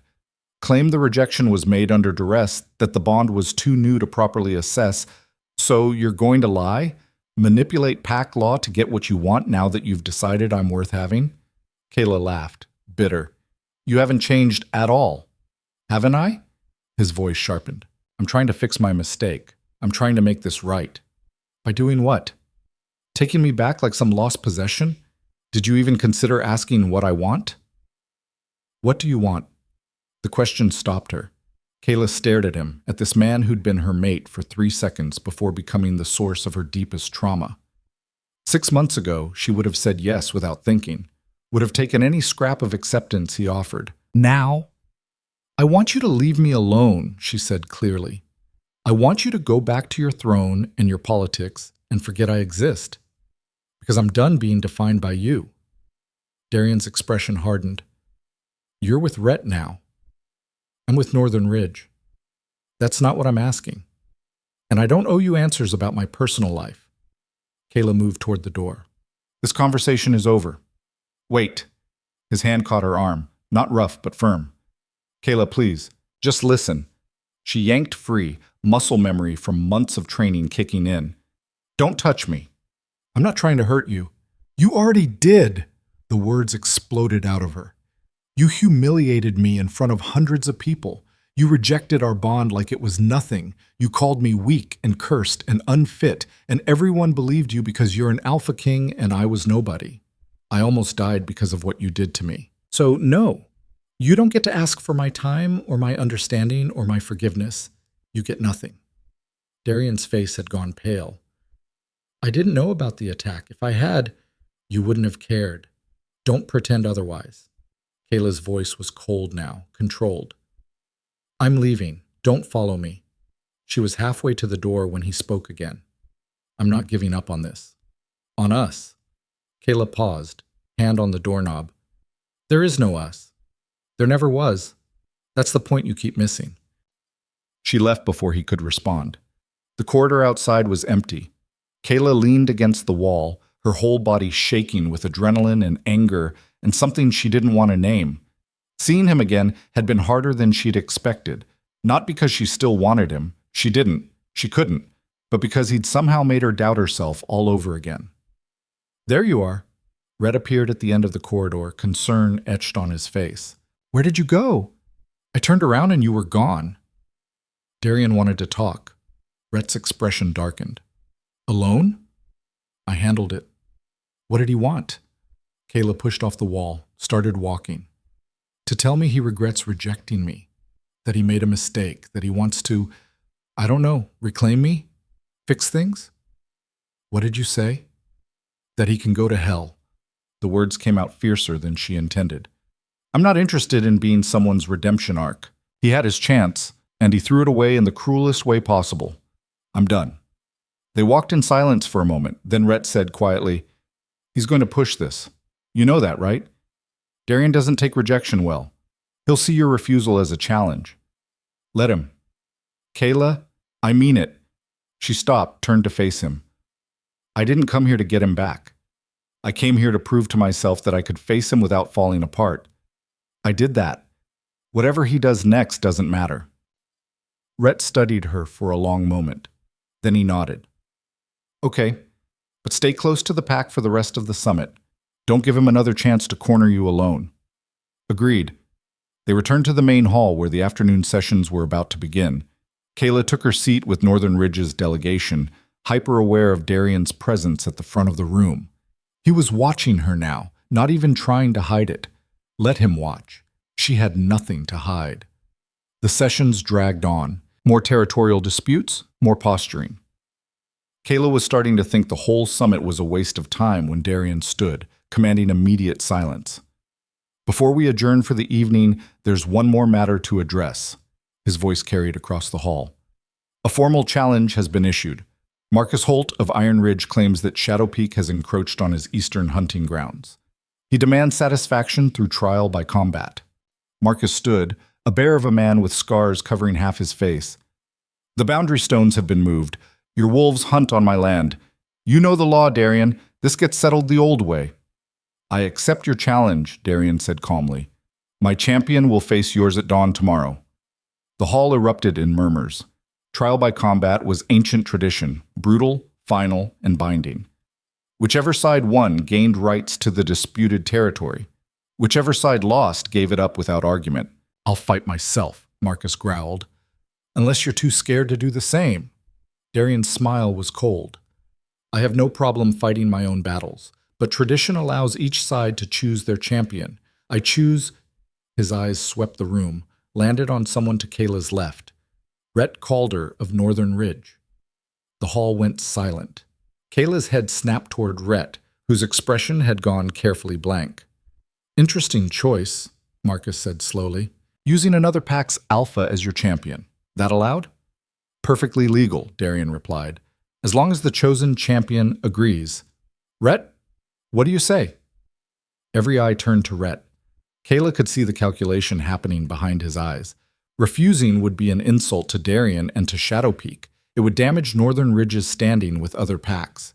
But accepting meant fighting Marcus, who was known as one of the most vicious combat fighters in the region. It was a trap, a perfectly legal, perfectly positioned trap. And Darian was using Rhett to prove something, to Kaela, to the other alphas, to everyone watching. Rhett stood slowly. I accept.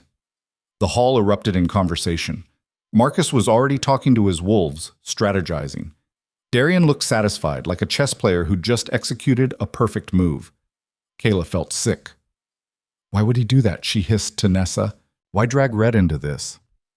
Because Rhett is the reason Darian lost you, Nessa said quietly. This isn't about territory. This is about pride. About proving that Darian is still the strongest alpha in the room. But if Rhett loses, then Northern Ridge looks weak. Our alliances suffer, and Darian gets to humiliate the man who took in his rejected mate.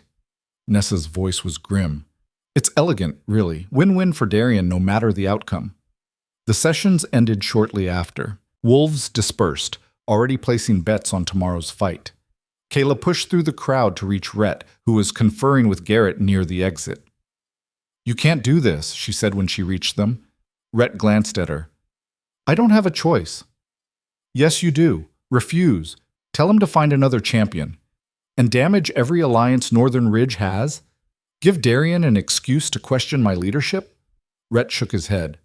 This is politics, Kaela. Sometimes you have to fight battles you didn't choose. This is my fault. He's doing this because of me. He's doing this because he's a manipulative bastard who can't handle being told no. Rhett's voice was firm. Don't take responsibility for his actions. But, Kaela. He gripped her shoulders, made her look at him. I'm going to fight Marcus tomorrow because it's the right strategic move for my pack. Not because of you, not because of Darian, because it's what an alpha does. Understand? She wanted to argue, wanted to find some way to fix this, to take back the confrontation in Darian's study, to undo every choice that had led to this moment. But Rhett was right. This was bigger than her. Be careful, she managed. Marcus is... I know what Marcus is. I'll handle it.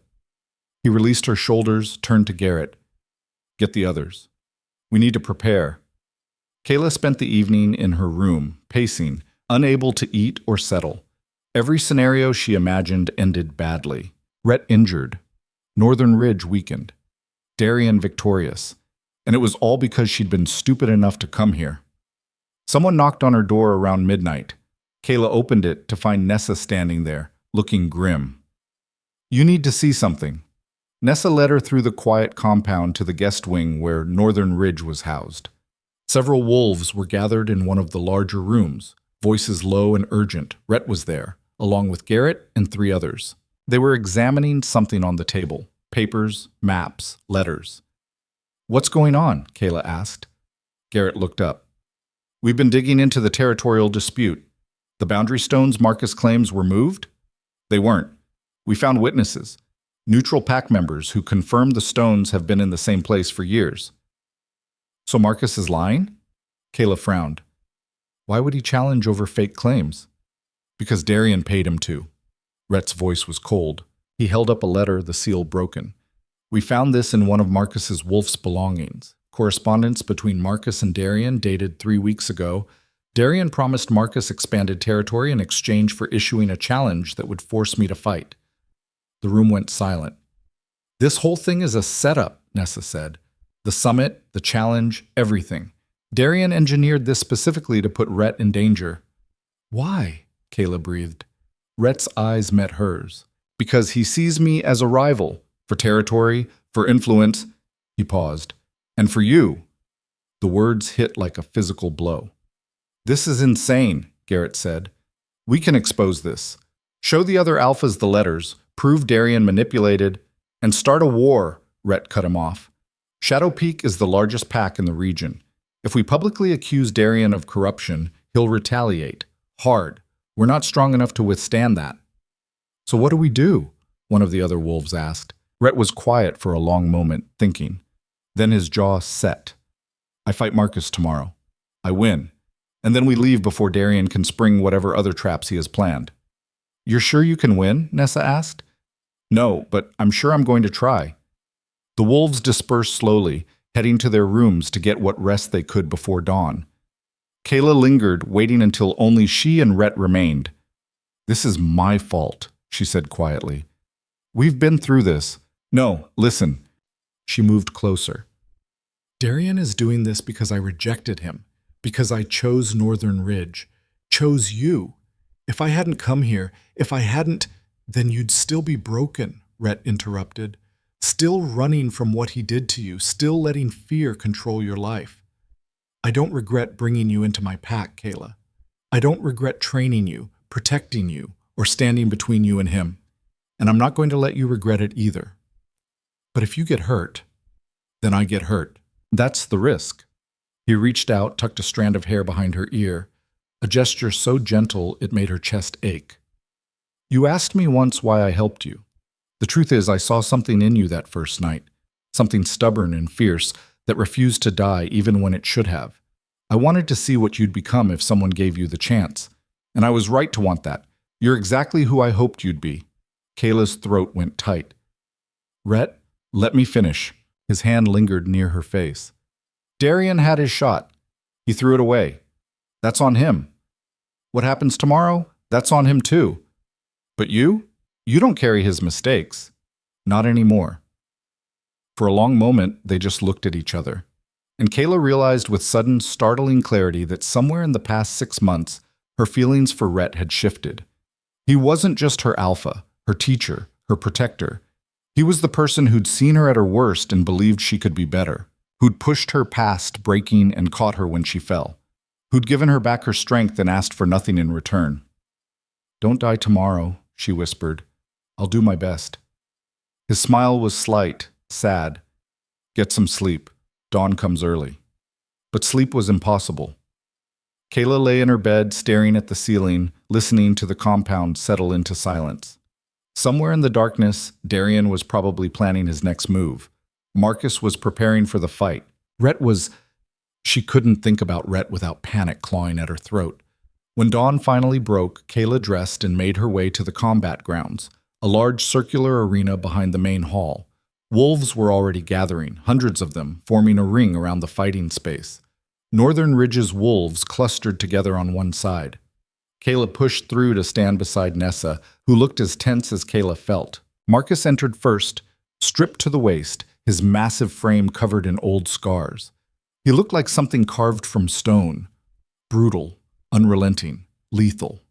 Then Rhett appeared on the opposite side, leaner than Marcus but no less dangerous. His dark eyes swept the crowd once before focusing on his opponent. Darian stood on a raised platform overlooking the arena. "The challenge has been issued and accepted. Trial by combat, traditional rules. First to yield or die loses. Begin when ready." Marcus didn't wait. He charged immediately, closing the distance with shocking speed for his size. Rhett dodged, barely, and the fight began. It was brutal from the first exchange. Marcus fought like a brawler, all power, no finesse, each strike designed to break bones. Rhett fought like a strategist, using speed and precision to counter the larger man's strength. Blood flew within the first minute. Marcus's fist caught Rhett's ribs, a sickening crack echoing across the arena. Rhett retaliated with a strike to Marcus's throat that left the bigger man choking.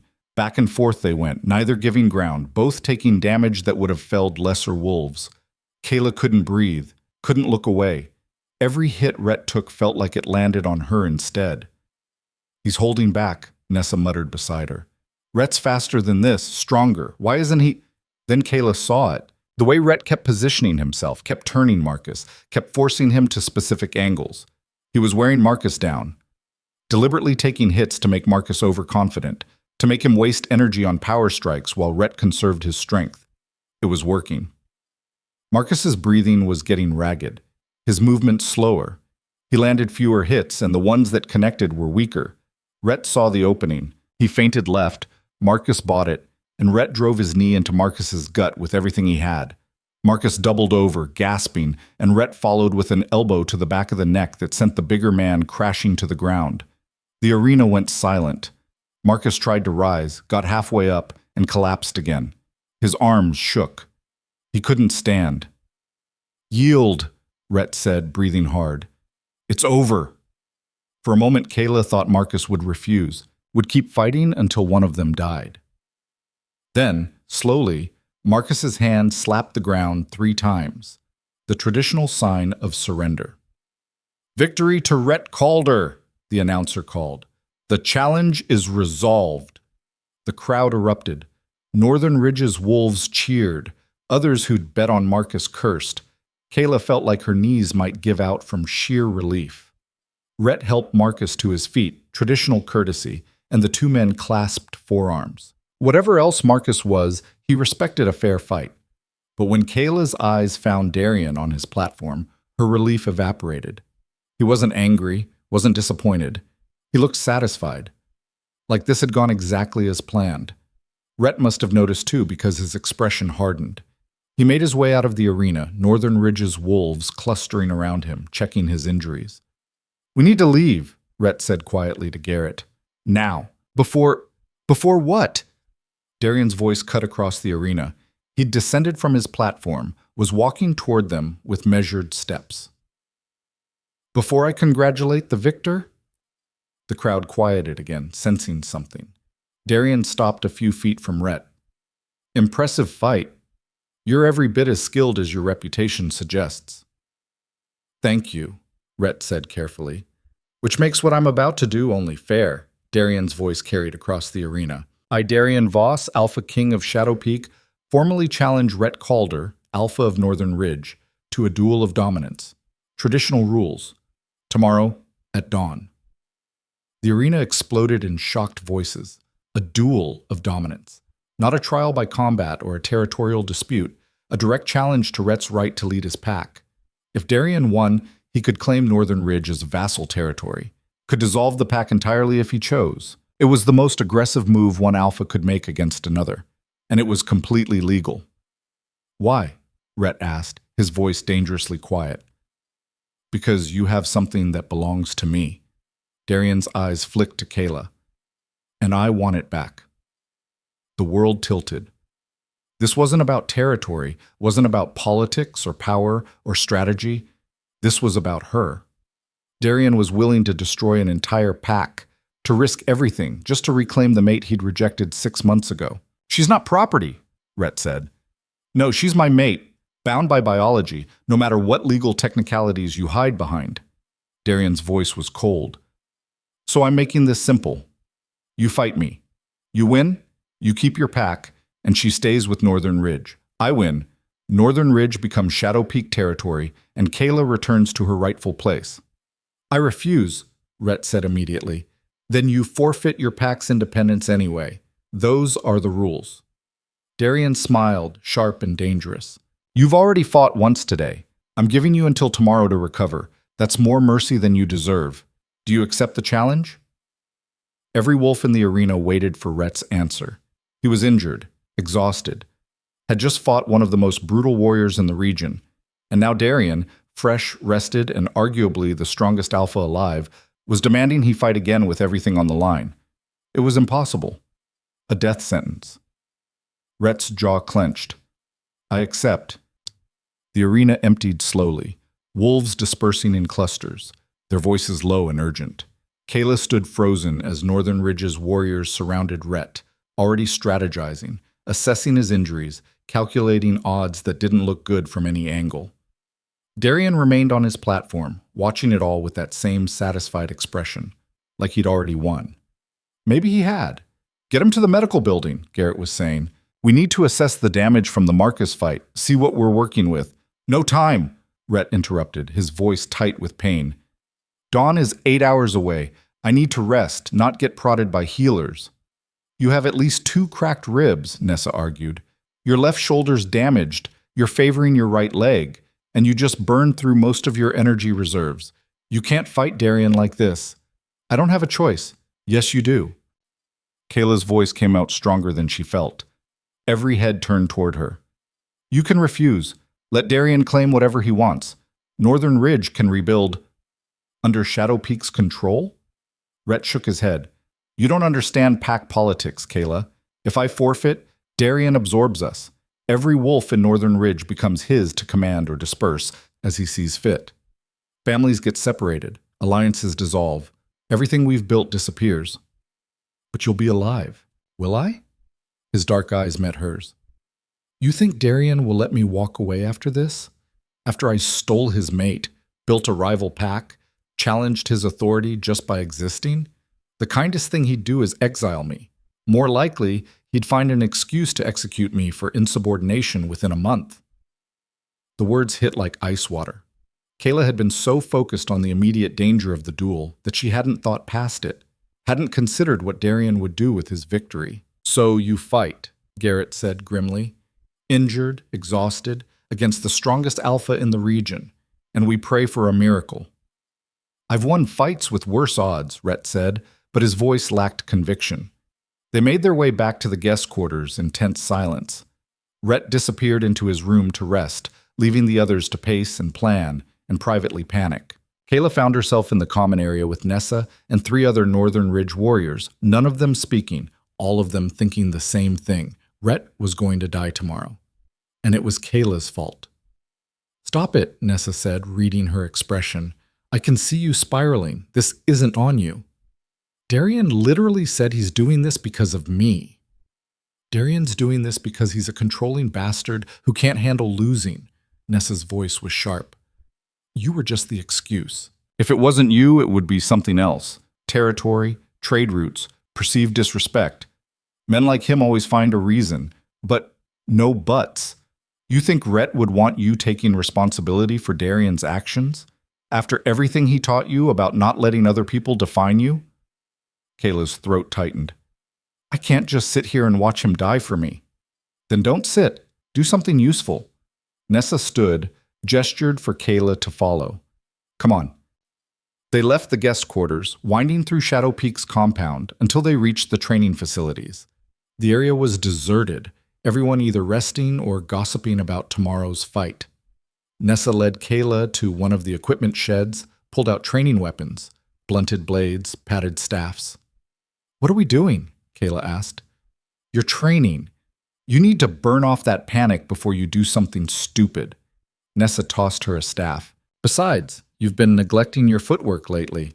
I can tell. It should have felt absurd training while Rhett prepared to fight for his life. But the moment Kayla's hands closed around the staff, something settled in her chest. This was familiar, concrete, something she could control when everything else was chaos. They went through drills for over an hour. Nessa pushed hard, correcting stance, critiquing strikes, forcing Kaela to focus on the immediate instead of the impossible. Sweat poured down Kayla's face. Her muscles burned, and slowly, the panic receded enough for her to think clearly. Better, Nessa said finally, lowering her weapon. You're not spiraling anymore. No. Now I'm just angry. Good. Angry is better than helpless. Nessa wiped her forehead. You want to help Rhett? Then figure out what you can actually do. Because sitting around feeling guilty, isn't it? Kayla's mind raced. What could she do? She wasn't strong enough to fight Darian herself, wasn't connected enough to leverage political pressure, wasn't… Wait. The bond, Kaela said slowly. Darian said it didn't break cleanly, that it's still there. Nessa frowned. So? So what if I could use that? The bond connection, it goes both ways, right? If I can feel him, he can feel me. What if that's a weakness? You want to weaponize your mate bond during his fight? Nessa's eyebrows rose. That's actually not a terrible idea. But how? You can't just will him to lose concentration. No, but I could distract him, make him feel what I'm feeling. Strong emotions travel through bonds, pain, fear, rage. Kayla's thoughts were moving faster now. If I could flood the connection with enough interference right when Rhett needs an opening, that's incredibly dangerous for you and for Rhett. Nessa's voice was cautious. Bond manipulation can backfire. It could hurt you both. And if Darian realizes what you're doing, he'll kill Rhett just to punish you. So I make sure he doesn't realize until it's too late. They stared at each other. Slowly, Nessa nodded. You'd need help. Someone who understands bond mechanics, who can teach you how to push emotion through a damaged connection without alerting him. Do you know anyone like that? Maybe. Nessa glanced toward the main compound. There's a wolf here, older. Used to be a pack healer before she retired. Mira. She's known for understanding bond magic better than anyone. If she's still alive and still at Shadow Peak, she might help. Why would she help us? Because she hates Darian. Nessa's smile was grim. He exiled her daughter for refusing a political mating. Mira stayed to be close to Pack territory, but she's got no love for the Alpha King. Come on. We need to move fast. Finding Mira took another hour of careful asking and navigating Shadow Peak's complex social structure. They finally located her in a small cottage on the edge of the compound. So far from the main buildings, it was practically outside Pack territory. The woman who answered their knock was ancient, her face lined with years and her eyes sharp as broken glass. She looked them over once, then said, "You're not Shadow Peak?" "Northern Ridge," Nessa confirmed. "We need help." "With what?" Kaela stepped forward. "I need to learn how to weaponize a broken mate bond. Tonight, before dawn." Mira's eyes widened slightly. Then she laughed, a dry, crackling sound. "You're the one, aren't you? The girl Darian rejected at the gathering. I heard about you." "Probably nothing good. On the contrary. I heard you survived, got stronger, and told him to shove his regrets where the sun doesn't shine." Mira's smile was all teeth. "I like you already. Come in."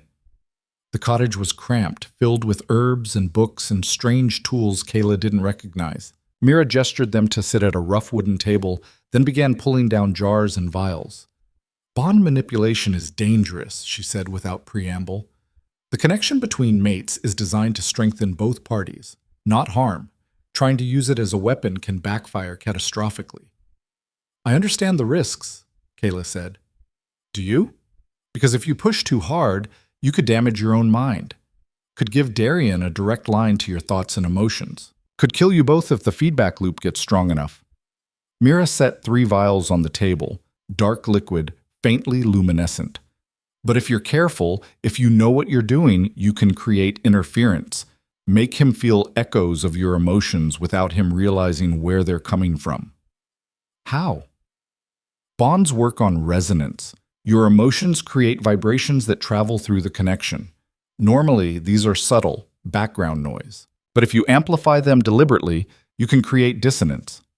Mira opened 1 vial, mixed the contents with something from another jar. Drink this. It'll enhance your sensitivity to the bond, make it easier to push through the damaged parts. Kaela took the cup. The liquid tasted like burnt copper and old leaves. She forced it down, fighting the urge to gag. Now focus, Mira instructed. Find the bond. It'll feel like a thread, frayed and weak, but still there. Kaela closed her eyes, reaching inward. At first there was nothing. Then, there. A thin, damaged strand of connection, barely holding together. She could feel Darian on the other end, distant but present. I feel it, she whispered. Good. Now push. Not with force, with emotion. Think of something that makes you angry, really angry. Channel it through the bond. Kaela thought about the gathering, about Darian's cold eyes and colder words, about being rejected in front of hundreds of wolves, about the humiliation, the pain, the absolute certainty that she was worthless. Rage flooded through her, hot and bright. The bond vibrated.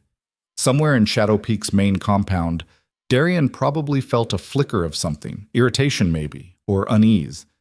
Not enough to be concerning, just enough to notice. That's it, Mira said. But you need to be smarter. Timing matters. If you flood the bond during the fight, right when Rhett creates an opening, Darian's concentration will waver, just for a second. That might be enough. What if he traces it back to me? He will, eventually, but by then, the fight will be over. You just need to give Rhett 1 chance. Mira's eyes narrowed. Can you do that? Can you hold your nerve when it matters most? Kaela met her gaze. Yes. They spent the next 3 hours practicing. Mira taught her to recognize the moment before emotions traveled through the bond, to control the intensity, to mask the source. It was exhausting, draining in ways physical training never was. But by the time they finished, Kaela could push anger, fear, even pain through the connection without Darian immediately sensing it was coming from her. Remember, Mira said as they prepared to leave, 1 moment, 1 push, more than that and you risk exposure. Make it count. I will. Kaela hesitated at the door. Why are you helping us?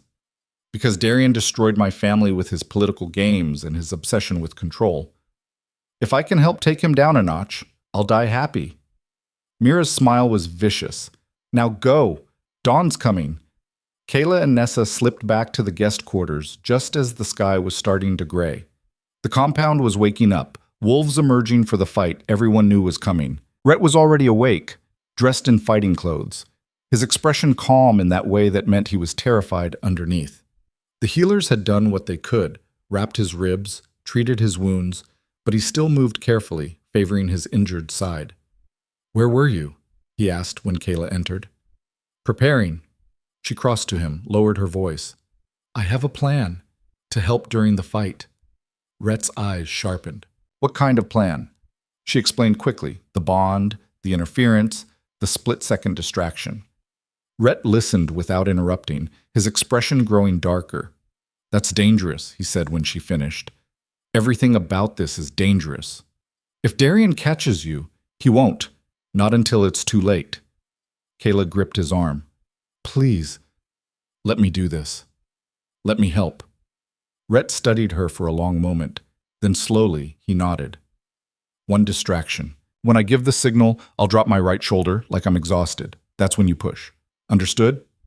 Understood. And Kaela, if this goes wrong, it won't. But if it does, you run. You don't wait for me. You don't look back. You get out of Shadow Peak territory and you keep going. Promise me." She wanted to argue, wanted to tell him she'd never leave him behind. But the look in his eyes said he needed to hear this. "I promise," she lied. The arena was packed when they arrived. Every wolf from every pack had shown up to witness this. In the crowd, Kaela spotted familiar faces. Marcus Holt, watching with grim interest. Sarah Blackwood, her expression unreadable. Victor Kane, looking like he'd rather be anywhere else. And Darian, standing at the center of the fighting circle, looking fresh and rested and absolutely confident. The contrast between him and Rhett was stark. Rhett moved like every step hurt. His breathing was shallow. The bandages around his ribs were visible under his shirt. "This is murder," Garrett muttered beside Kaela. "Darian knows Rhett's injured. He's counting on it." "Then we make sure it doesn't matter," Kaela said, her voice steadier than she felt. The Overseer, a neutral alpha from a distant pack, stepped into the circle. Duel of dominance, traditional rules. Fight until one yields, dies, or can no longer continue.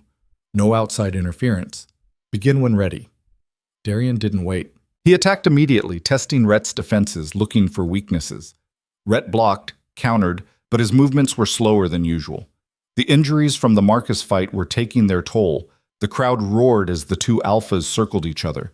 This was what they'd come for: raw power, dominance, the old ways playing out in blood and violence. Darian was faster than Kaela expected, stronger. Every strike was calculated to exploit Rhett's injuries. A hit to the ribs that made Rhett gasp. A sweep at his damaged leg that nearly took him down. He was wearing Rhett out, methodically destroying him. Rhett fought back with everything he had, but it wasn't enough. Kaela could see him tiring, see the pain breaking through his control. "He's losing," Nessa whispered. "He can't keep this up much longer." Kayla's hands clenched. Not yet. Rhett needed the right moment, the perfect opening. If she pushed too early, Darian would recover. Too late, and Rhett would be done. The fight intensified. Blood flew. Both alphas were breathing hard now, but Darian had the advantage. He caught Rhett with a brutal combination that sent him stumbling backward, barely staying on his feet.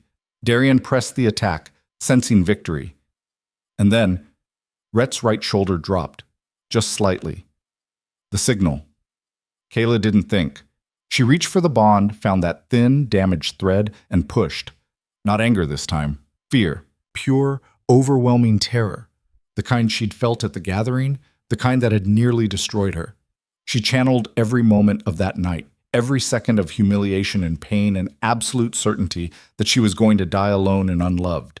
She pushed it all through the bond with everything she had. Darian's next strike faltered. It was barely noticeable, a fraction of a second where his concentration wavered, where his eyes lost focus, where something that felt like fear flickered across his face. But Rhett saw it, and he moved. He ducked under Darian's guard, drove his fist into Darian's solar plexus with precision that came from years of training. Darian staggered, gasping, and Rhett followed with a strike to his temple that sent the Alpha King crashing to the ground. The arena went silent. Darian tried to rise, got halfway up, and Rhett kicked his legs out from under him. The Alpha King hit the dirt hard, and Rhett was on him, forearm across his throat, knee on his chest. "Yield," Rhett growled. Darian's face was purple with rage and lack of air. He tried to buck Rhett off, but the position was too controlled, too perfect. Every movement just made the chokehold tighter. "Yield," Rhett repeated, pressing harder. For a moment, Kaela thought Darian would rather die than submit. His pride, his ego, his absolute certainty in his own dominance, it was all crumbling in front of everyone. Then, finally, his hand slapped the ground 3 times. The arena exploded. Northern Ridge's wolves cheered. Others stood in shock. Some wolves who'd bet on Darian cursed and threw down their coins. The noise was deafening. Rhett released Darian, stepped back, breathing hard. He could barely stand, swaying on his feet, but he was standing. He'd won. Darian rolled onto his hands and knees, coughing, gasping for air.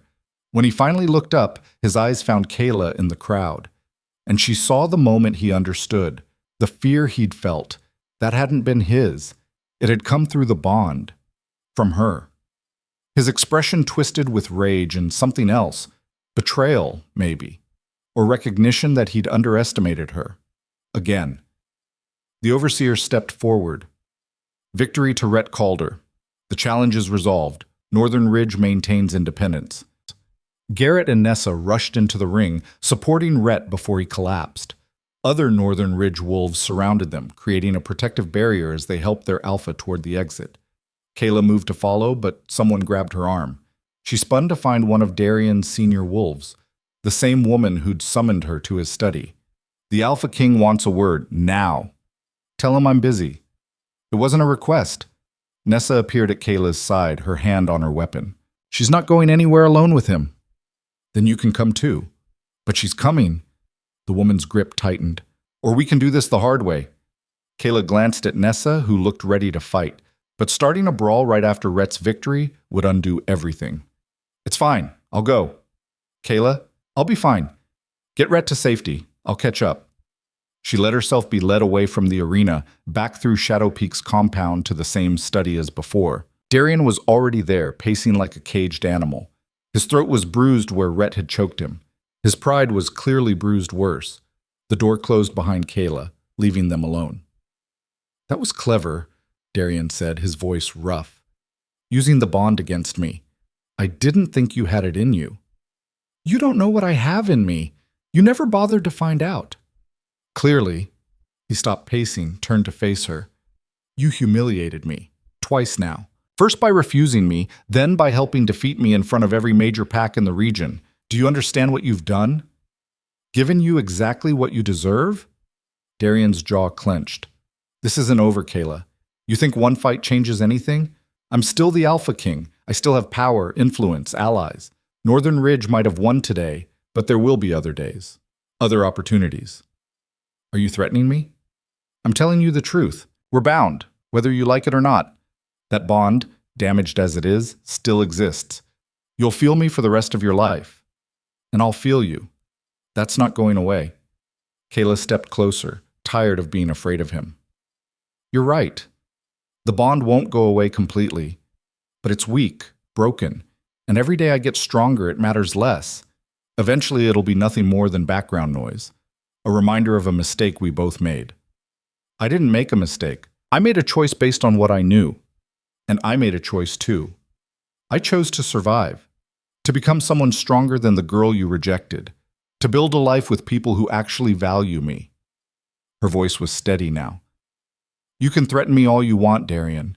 You can plot and scheme and try to tear down Northern Ridge, but you'll never have me, because I'd rather die than belong to someone who sees me as property. The words hung between them. Darian looked like he wanted to argue, to rage, to somehow force her to understand his perspective. Instead, he just said quietly, "Get out." Kaela didn't need to be told twice. She found Northern Ridge's group preparing to leave, packing quickly, eager to put distance between themselves and Shadow Peak. Rhett was being tended by healers, his ribs rewrapped, fresh bandages covering new injuries. He looked up when Kaela entered. Are you all right? I'm fine. Are you? I'll live. Thanks to you. His expression was serious. What you did, using the bond like that, it was risky, but it worked. You gave me the opening I needed. We're pack, Kaela said. That's what pack does. Something shifted in Rhett's eyes. Yeah, we are. Within the hour, Northern Ridge was mounted and moving, leaving Shadow Peak territory as quickly as Rhett's injuries would allow. Other packs were departing too, the summit effectively over. Kaela caught glimpses of various alphas as they left, some nodding to Rhett with newfound respect, others pointedly ignoring him. But they were all thinking the same thing. The balance of power had shifted. Darian had lost, publicly and humiliatingly, and Rhett, injured, outnumbered, fighting with everything against him, had won. It would change everything. They made camp the first night just past Northern Ridge's border, exhausted but safe. Rhett's wolves set up a perimeter, posted guards, made sure no one from Shadow Peak had followed. Kaela found herself sitting by the fire with Nessa and Garrett, too wired to sleep despite the exhaustion weighing on her bones. You know what you did today, right? Garrett said, poking at the fire with a stick. You didn't just help Rhett win a fight. You proved that Darian's not invincible, that he can be beaten. Marcus beat him, Kaela pointed out. Marcus landed a few hits in a trial by combat 6 years ago, and got his ass handed to him. You and Rhett just dismantled the Alpha King's entire image in front of every major pack. Garrett's smile was fierce. Other alphas will remember that. Some will respect it. Others will see opportunity. Meaning? Meaning Darien just became vulnerable, Nessa said. And vulnerable alphas don't stay in power long unless they can prove they're still strong, which means he'll retaliate. Against Northern Ridge, against Red, against you. Let him try, Kaela said, surprised by her own certainty. I'm done being afraid of him. Good. Garrett stood, stretched. Because things are about to get interesting. I'm going to check the perimeter. You two get some sleep. After he left, Nessa studied Kaela in the firelight. You really mean that? About not being afraid? I think so, Kaela considered. 6 months ago, just seeing him across a room would have destroyed me. Today I looked him in the eye and told him I'd rather die than be his. And I meant it. You've come a long way. We both know I had help. Kaela glanced toward where Rhett was resting. I need to thank him, properly, for everything. Then go. Nessa waved her off. I'll keep watch here. Kaela found Rhett sitting on a fallen log at the edge of camp, staring into the darkness. He looked up when she approached, shifted to make room for her to sit. Shouldn't you be resting? Kaela asked. Can't sleep. Too much adrenaline. He grimaced slightly. And these ribs hurt like hell. They sat in comfortable silence for a moment. Then Kaela said, Thank you for fighting for me, for Northern Ridge, for everything. You already thanked me. Not enough. Not for what you've given me. She turned to face him. You saved my life that night in the woods, but more than that, you gave me a reason to keep living. You saw something in me that I couldn't see in myself. You made me believe I could be more than what everyone said I was. Rhett's expression softened. You did that yourself, Kaela. I just provided the opportunity. You provided more than that. She hesitated, then reached for his hand. You gave me a home, a family, a purpose, and you never asked for anything in return. That's not true. I asked you to work harder than you thought possible, to push past every limit, to become strong enough to stand on your own. And I did, because of you. No, because of you. He squeezed her hand gently. I've trained dozens of wolves, Kaela. Most wash out. Some succeed. But I've never seen anyone transform the way you have. That's not me. That's all you. Kayla's throat went tight. What happens now? Darien's not going to let this go. He'll come after us. Probably, but we'll be ready, and we won't be alone. Rhett's voice was thoughtful. Word of today's fight will spread. Other packs who've been intimidated by Shadow Peak will start to wonder if they need to be. Alliances will shift. It won't happen overnight, but change is coming. Because you beat him.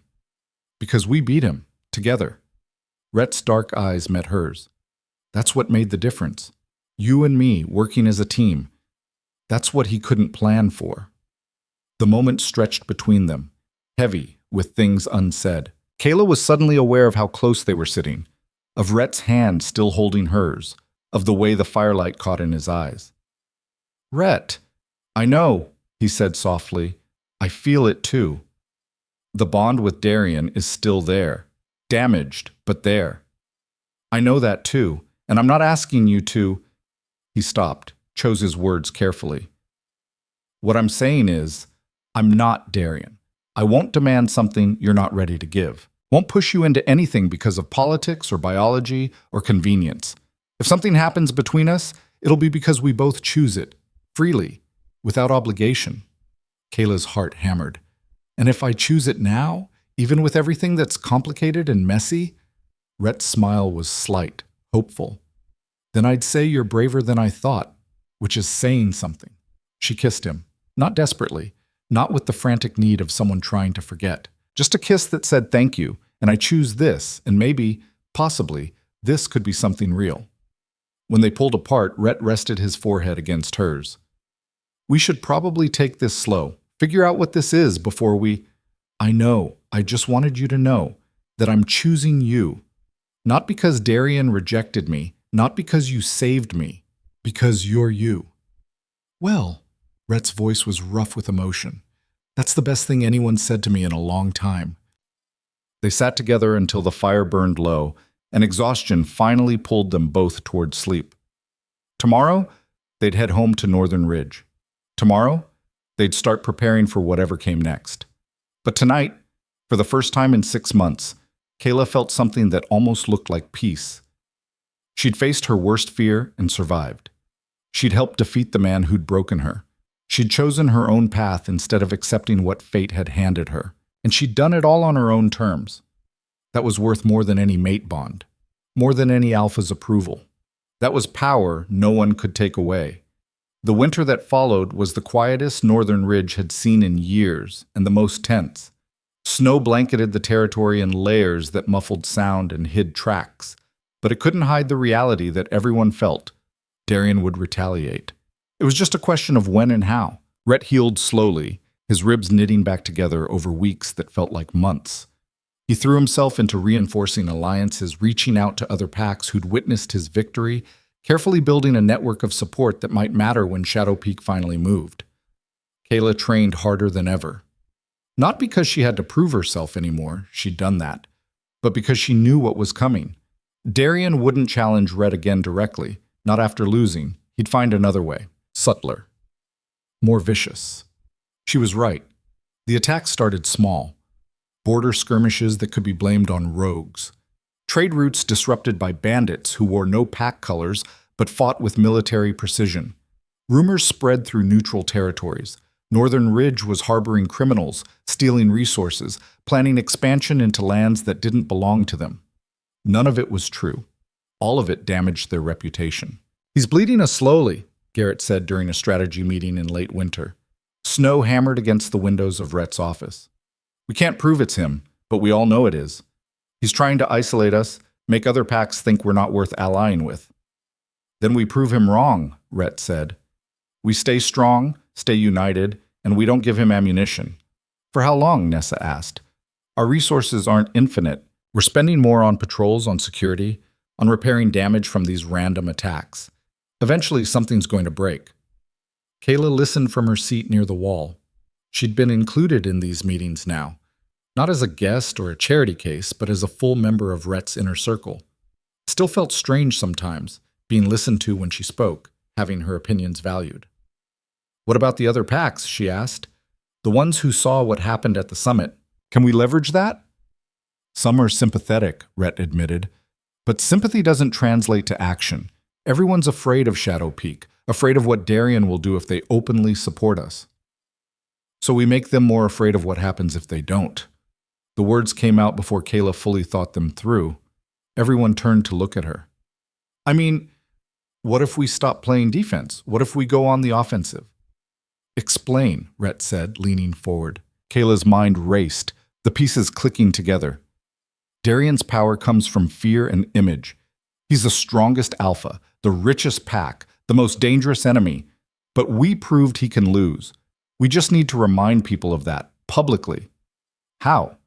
Garrett frowned. "We can't challenge him again. That well's dry." "No, but we can challenge his narrative, expose his tactics, show other packs what he's really doing, the manipulation, the shadow attacks, the corruption."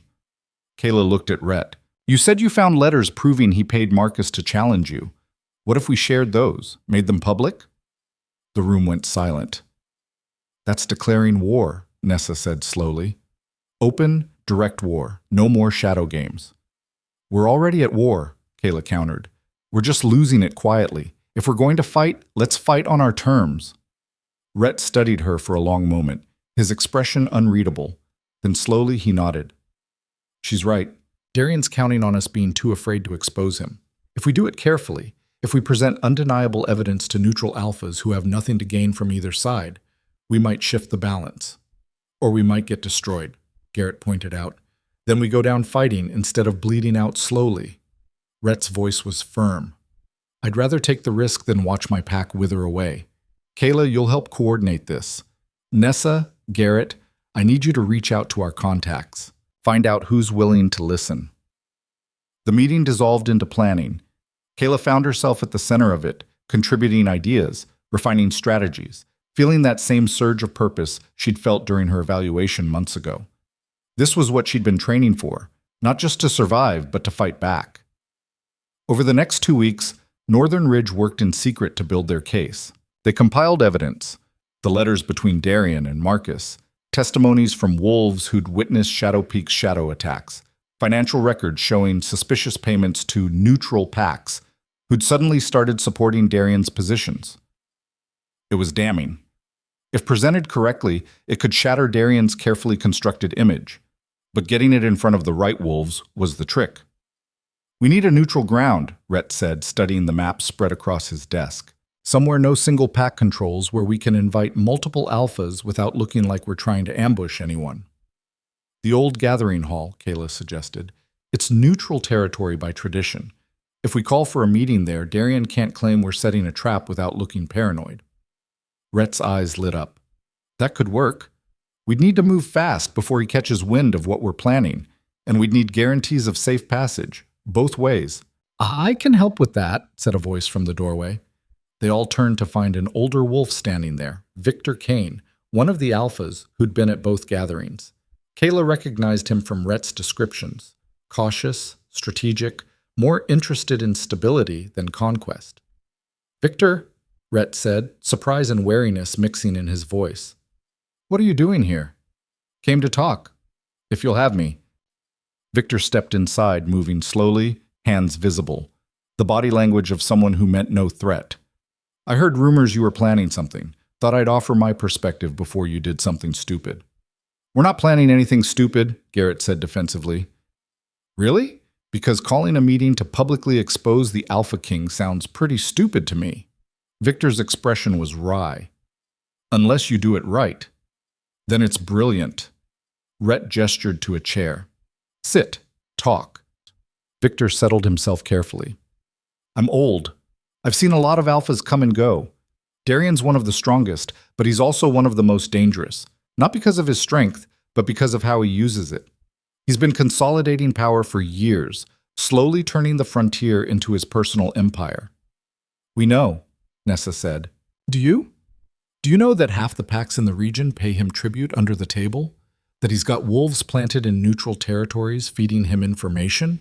That he's been systematically eliminating anyone who might challenge his authority?" Victor's voice was grim. "Your little victory at the summit rattled him, made him look weak. That makes him more dangerous than ever."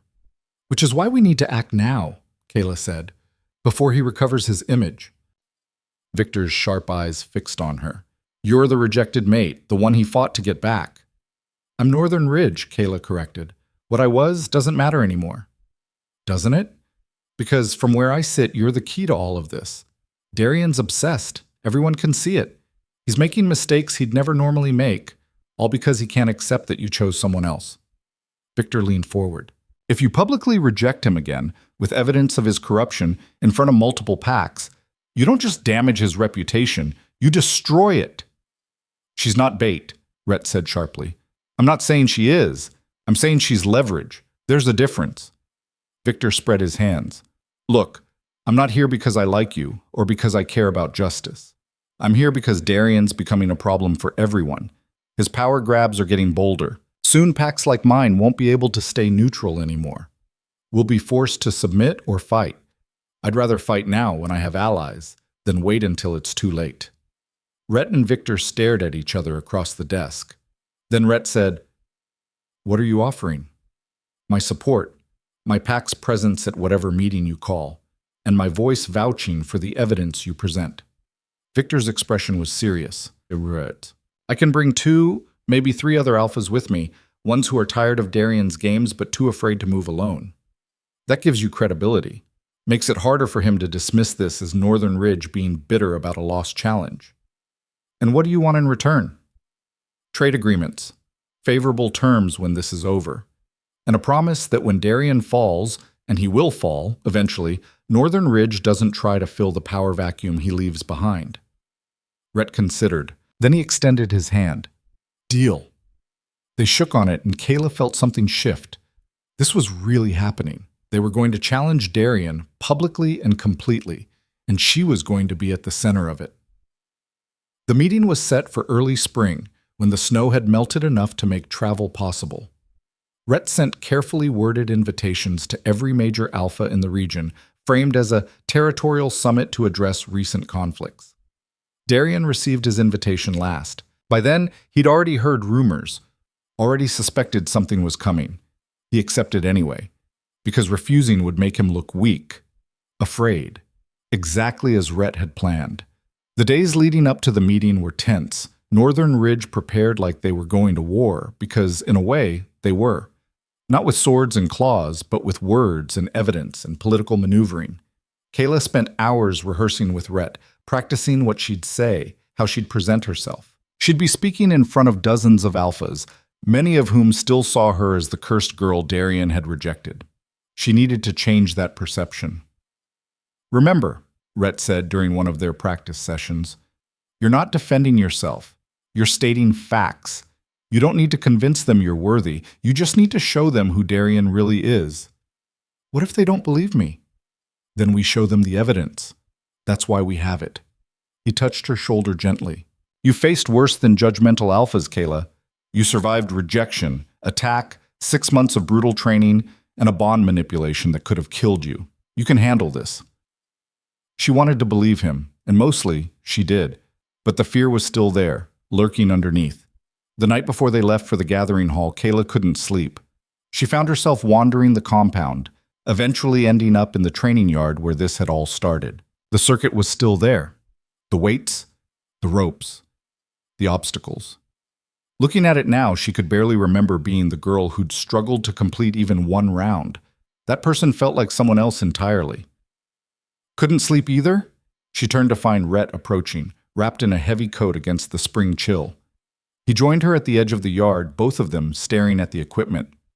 "I was just thinking," Kaela said, "about how far I've come, how different everything is. You should be proud. Not many wolves could do what you've done." "I'm terrified," she admitted.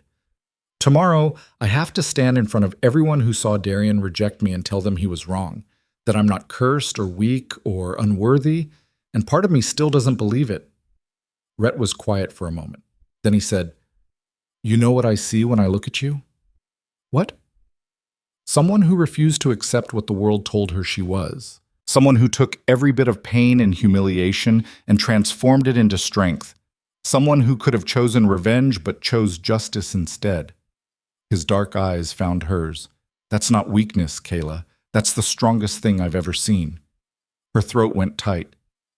"What if I fail tomorrow? What if I freeze up, or say the wrong thing, or—" "Then we adapt. But you won't fail. I've seen you face down your worst nightmares.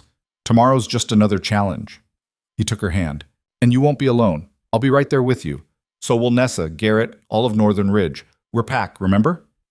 "Pack," she repeated, the words settling something in her chest. They stood together in the quiet dark, drawing strength from each other, until the first hints of dawn began to color the eastern sky.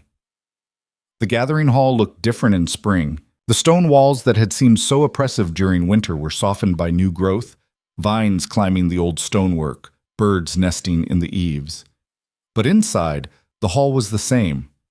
Massive, echoing, designed to make individual wolves feel small. Kaela walked in beside Rhett, flanked by Northern Ridge's senior wolves. Other packs were already there. Victor's wolves, clustered in a group and projecting quiet strength. Marcus Holt's pack, looking uncomfortable. Sarah Blackwood. And her wolves, watching everything with calculating eyes. And Shadowpeak. Darian stood at the far end of the hall, surrounded by his own warriors, his expression unreadable. When his eyes found Kaela, something flickered across his face. Anger, yes, but also something else. Regret, maybe. Or just the knowledge that this was going to hurt. The hall filled slowly. By midday, nearly every major pack in the northern frontier was represented. The neutral overseer from the last duel, an elderly alpha named Corwin, called for order. "We're gathered to address grievances and territorial disputes," Corwin announced. "Multiple packs have requested to speak. We'll hear each in turn. Rhett Calder of Northern Ridge, you called this meeting. You'll speak first." Rhett stood, and the hall quieted. "Thank you, Corwin. I'll be brief.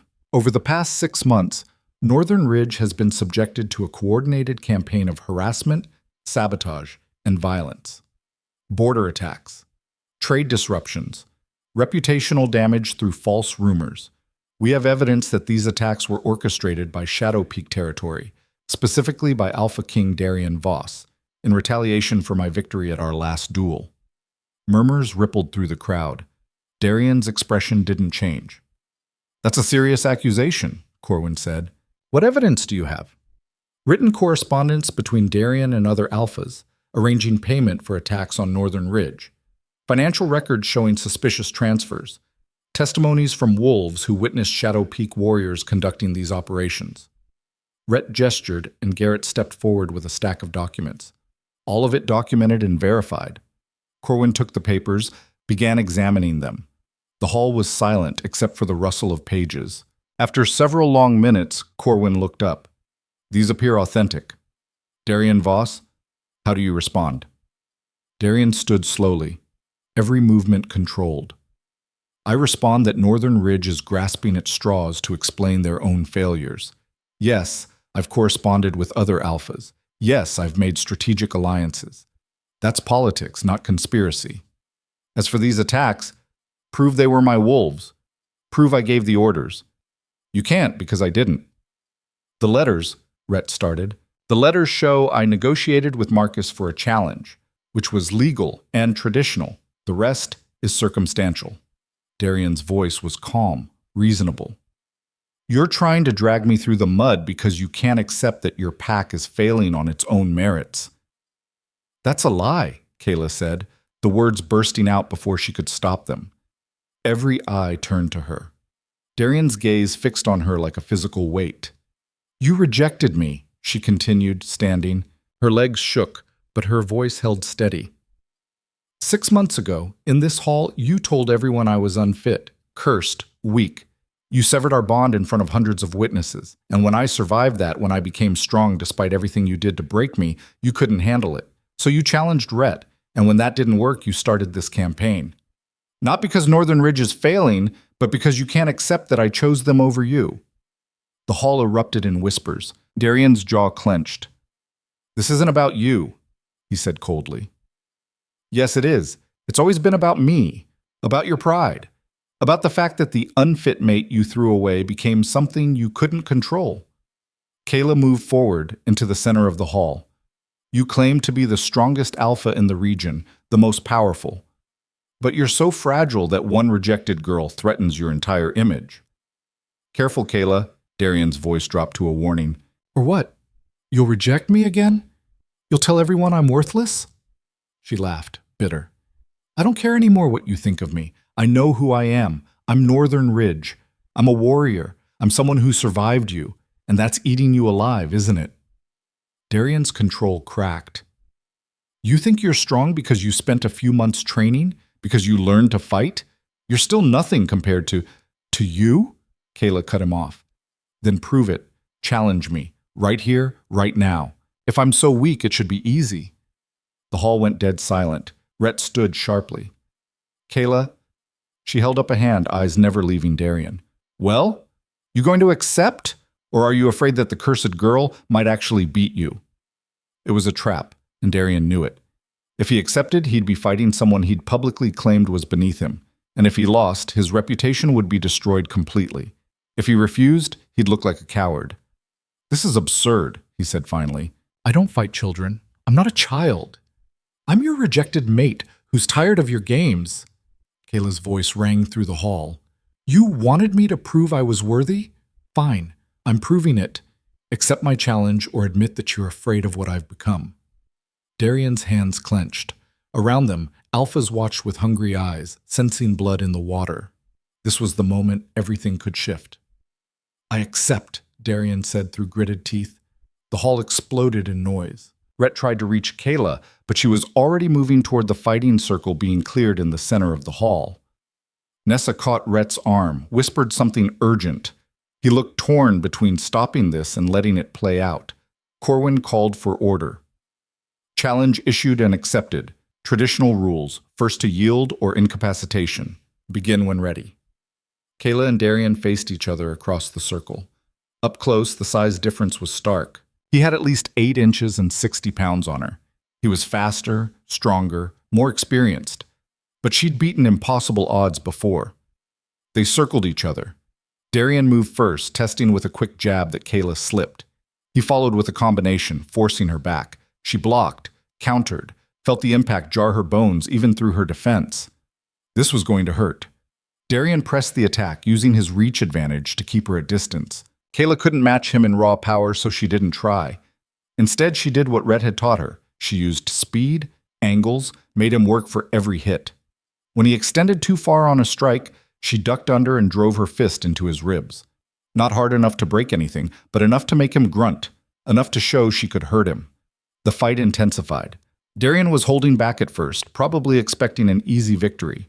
But as Kaela landed more hits as she refused to go down despite taking damage, his expression shifted. Surprise, then frustration, then anger. He stopped pulling his punches. A fist caught Kayla's jaw, sent her spinning. She tasted blood, spat, stayed on her feet. He followed with a kick aimed at her ribs, the same ribs that had been broken months ago.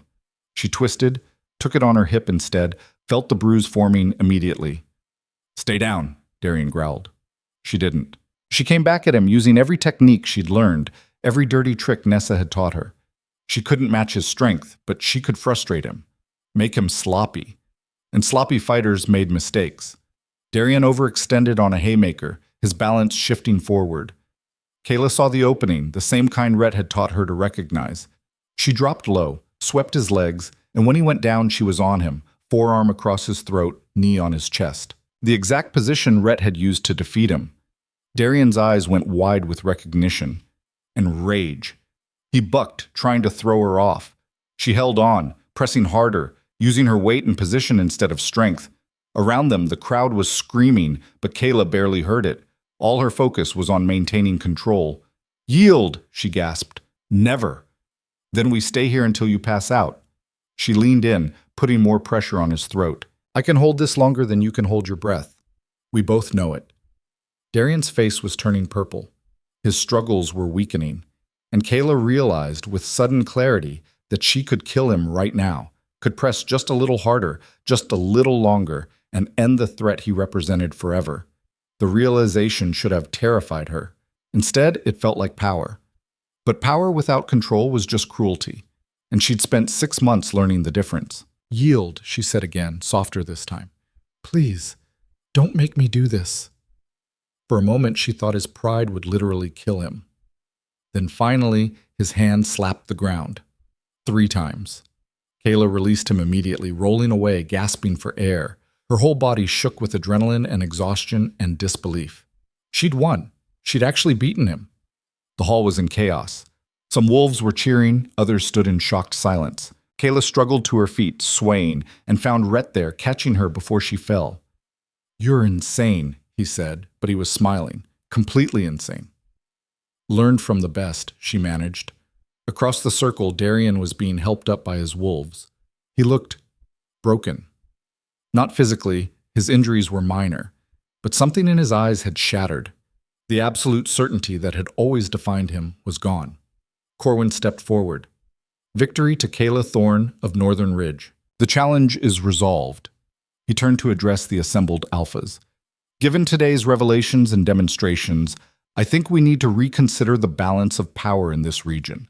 Shadow Peak's dominance has gone unchecked for too long. It's time for change." The next hours were a blur of negotiations, alliances forming and reforming, power structures shifting. Victor stepped up along with 2 other influential alphas and proposed a coalition, multiple packs working together to maintain balance, preventing any single pack from dominating like Shadow Peak had. Darian sat through it all in silence, watching his empire crumble. By the time the summit ended, 3 things were clear. Shadow Peak would remain powerful, but not dominant. Northern Ridge had emerged as a major player with strong alliances and newfound respect. And Kaela Thorne, the girl once called cursed and unfit, had proven herself in a way no one could deny. The journey back to Northern Ridge took 5 days. Kaela spent most of it in a daze processing what had happened. She'd defeated Darian, changed the political landscape of the entire region, become someone who mattered. It still didn't feel real. On the last night before they reached home, she sat with Rhett by the fire, both of them quiet. "What happens now?" she asked eventually. "Now we rebuild. Strengthen our alliances. Make sure the coalition actually works instead of just sounding good on paper." Rhett poked at the fire. "And we deal with whatever fallout comes from humiliating the former Alpha King in front of everyone." "Do you think he'll come after us again?" "Honestly, I don't know. Darian's pride is shattered, but that makes him unpredictable. He might retreat, lick his wounds, try to rebuild his reputation. Or he might become even more dangerous." Rhett glanced at her. "But whatever he does, we'll handle it. Together." "Together," Kaela echoed. The word felt good. Solid. "There's something else we need to talk about," Rhett said, his tone shifting to something more serious. "The bond. Yours and Darian's. It's still there, damaged as it is. And now that you've publicly defeated him, it's going to feel different. Probably worse." He was right. Kaela could feel it, the bond thrumming with complicated emotions. Darian's humiliation, his rage, his confusion, it all bled through in ways that made her chest ache. "I can live with it," she said. "It's just noise now, background static. It doesn't control me anymore." "Good." Rhett was quiet for a moment, then, carefully, he said, "And what about us? What we talked about before the summit?" Kayla's heart sped up. They'd kissed once, shared one moment of possibility, but that had been before everything that followed. Before she'd beaten Darian, before the political landscape had shifted. "I meant what I said," she told him. "I choose you. Not because of politics or convenience, or because Darian rejected me. Because you're you. Because you saw me when I was nothing and believed I could be something. Because you've never asked me to be anything other than myself." Rhett's smile was slow, genuine, and just for her. "Well, that's good, because I choose you too. The real you. Not the rejected mate, not the political asset. Just Kaela." "Just Kaela," she repeated, testing the words. After so long being defined by what she wasn't, not strong enough, not worthy, not chosen, being seen simply as herself felt revolutionary. They sat in comfortable silence, watching the fire burn low. Tomorrow they'd be home. Tomorrow would bring new challenges, new responsibilities, new threats. But for tonight, this was enough. Northern Ridge welcomed them back with celebration. News of Kaela's victory had traveled fast, carried by wolves who'd witnessed it. By the time they rode through the main gates, the entire pack had gathered, cheering, celebrating, treating Kaela like a hero. It was overwhelming, wonderful, terrifying. "Speech," someone called out. Others took up the chant, "Speech, speech!" Kaela looked at Rhett, panicked. He just smiled and nudged her forward. She climbed onto a platform near the training yard, the same yard where she'd struggled through her first circuits, where she'd bled and vomited and nearly quit 100 times. The crowd quieted, waiting. "I'm not good at speeches," Kaela started, and scattered laughter rippled through the pack. "6 months ago, I came here with nothing, no skills, no strength, no hope. I was broken, ready to give up. But Northern Ridge didn't give up on me. You didn't give up on me." The crowd was silent now, listening. Rhett saw potential where others saw problems. Nessa taught me to fight even when I couldn't land a hit. Garrett pushed me when I wanted to quit.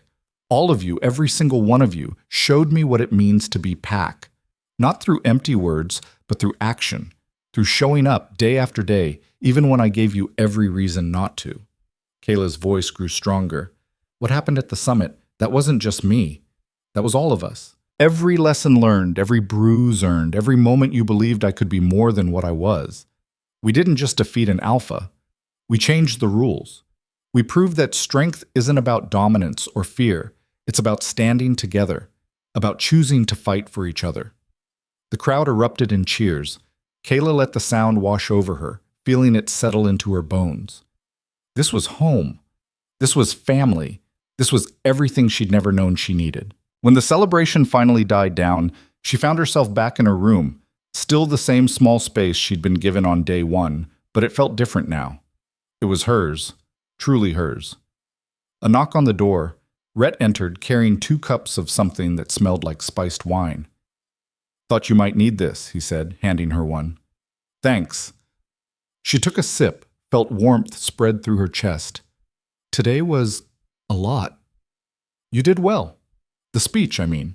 You gave them exactly what they needed to hear. I just told the truth. Kaela sat on the edge of her bed, suddenly exhausted. Rhett, what happens now? With us?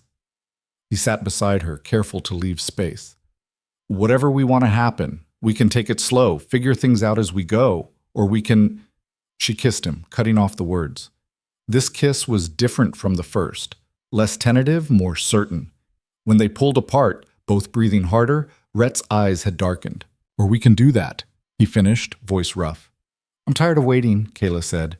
Tired of letting fear decide for me. I want this. Want you. Is that okay? More than okay. He cupped her face gently. But we do this right. No rushing, no obligations. Just us, building something real. Just us, she agreed. They spent the night talking, kissing, slowly learning each other in ways that had nothing to do with fighting or politics. And when Kaela finally fell asleep, curled against Rhett's chest, she felt something she'd never felt before. Safe. Chosen. Home. The seasons turned. Spring became summer, and summer faded into autumn. The coalition Victor had proposed took shape slowly but steadily. Northern Ridge's influence grew. Kaela took on more responsibilities, training newer wolves, representing the pack at negotiations, becoming someone others looked to for guidance. Darian stayed in Shadow Peak territory, reportedly focused on internal matters. Some said he'd become more isolated, more paranoid. Others claimed he was planning something. But months passed without incident, and gradually, wolves stopped watching the horizon for Shadow Peak warriors. On a crisp autumn morning, Kaela stood in the training yard, watching a young wolf struggle through the circuit. The girl, barely 18, small and scared, reminded Kaela of herself. Keep going, Kaela called. You can do this. I can't, the girl gasped, halfway up the rope. I'm not strong enough. Not yet, but you will be. Kaela moved closer. I know it feels impossible. I know you're scared. But I also know that every time you try, you get a little stronger. Every time you don't quit, you prove them wrong. That's how it works. The girl looked down at her, doubt and hope warring in her eyes. Did you really beat an alpha king? I did. But that's not the important part, Kaela smiled. The important part is that I started exactly where you are. Scared, weak, convinced I'd never be good enough. And I kept going anyway. That's the real strength. Not the winning, the getting back up. The girl nodded slowly, then turned back to the rope. This time, she made it to the top. Kaela watched her ring the bell, watched her climb down with shaking arms and a fierce smile, and felt something settle in her chest. This was her purpose now. Not just surviving, but helping others survive. Not just proving her worth, but showing others theirs. Still giving inspiring speeches? She turned to find Rhett approaching, that familiar slight smile on his face. He slipped an arm around her waist, and she leaned into him easily. Someone has to, she said. You're too busy being the stoic alpha. I'm not stoic, I'm thoughtful. You're stoic. He laughed, the sound warm and genuine. 6 months ago, he'd been her savior, her teacher, someone impossibly distant. Now he was just Rhett. Her partner, her equal, her choice. Walk with me? He asked. They left the training yard, wandering through the compound and out into the forest beyond. The trees were brilliant with autumn colors, leaves falling in a constant, gentle rain. Everything smelled of earth and change. I've been thinking, Rhett said as they walked, about the future, about what Northern Ridge becomes next. And I think we need to stop thinking of ourselves as just a pack. We're more than that now. We're a refuge, a place where wolves who don't fit the traditional molds can come and find their strength. He glanced at her. Like you did. Kaela considered that. You want to change pack law, make Northern Ridge officially open to anyone who needs it. Yes, it'll be controversial. Some of the older wolves won't like it, but I think it's right. He stopped walking, turned to face her. And I want you to help me lead it. Not as my second, not as my mate, though you're both of those things, but as co-alpha. Equal authority, equal responsibility. Her breath caught. Co-alpha. That's not traditional. Neither are you. Neither am I. We've already broken half the rules. Might as well make it official. His expression was serious, hopeful. What do you say? Kaela looked at him, at this man who'd given her everything and asked for nothing, who'd seen her potential when she couldn't, who'd stood beside her through every fight. And she thought about the girl she'd been 6 months ago, broken and hopeless, certain she'd never be anything more than a rejected, cursed failure. That girl was gone. In her place stood someone stronger, wiser, ready for whatever came next. Yes, she said simply. Let's do it. Rhett's smile was brilliant. He pulled her close, kissed her thoroughly, and when they finally broke apart, both were laughing. We're going to change everything, he said. We already have, Kaela countered. This is just making it official.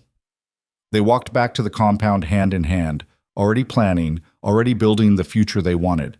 Behind them, autumn leaves fell like blessings, covering the ground in gold. And somewhere far to the south, in a territory that had once seemed invincible, a former Alpha King sat in his study and stared at reports of Northern Ridge's growing influence. His face was unreadable, his thoughts his own, but his hand, resting on the arm of his chair, was clenched tight enough to turn his knuckles white. The game wasn't over. It might never be over.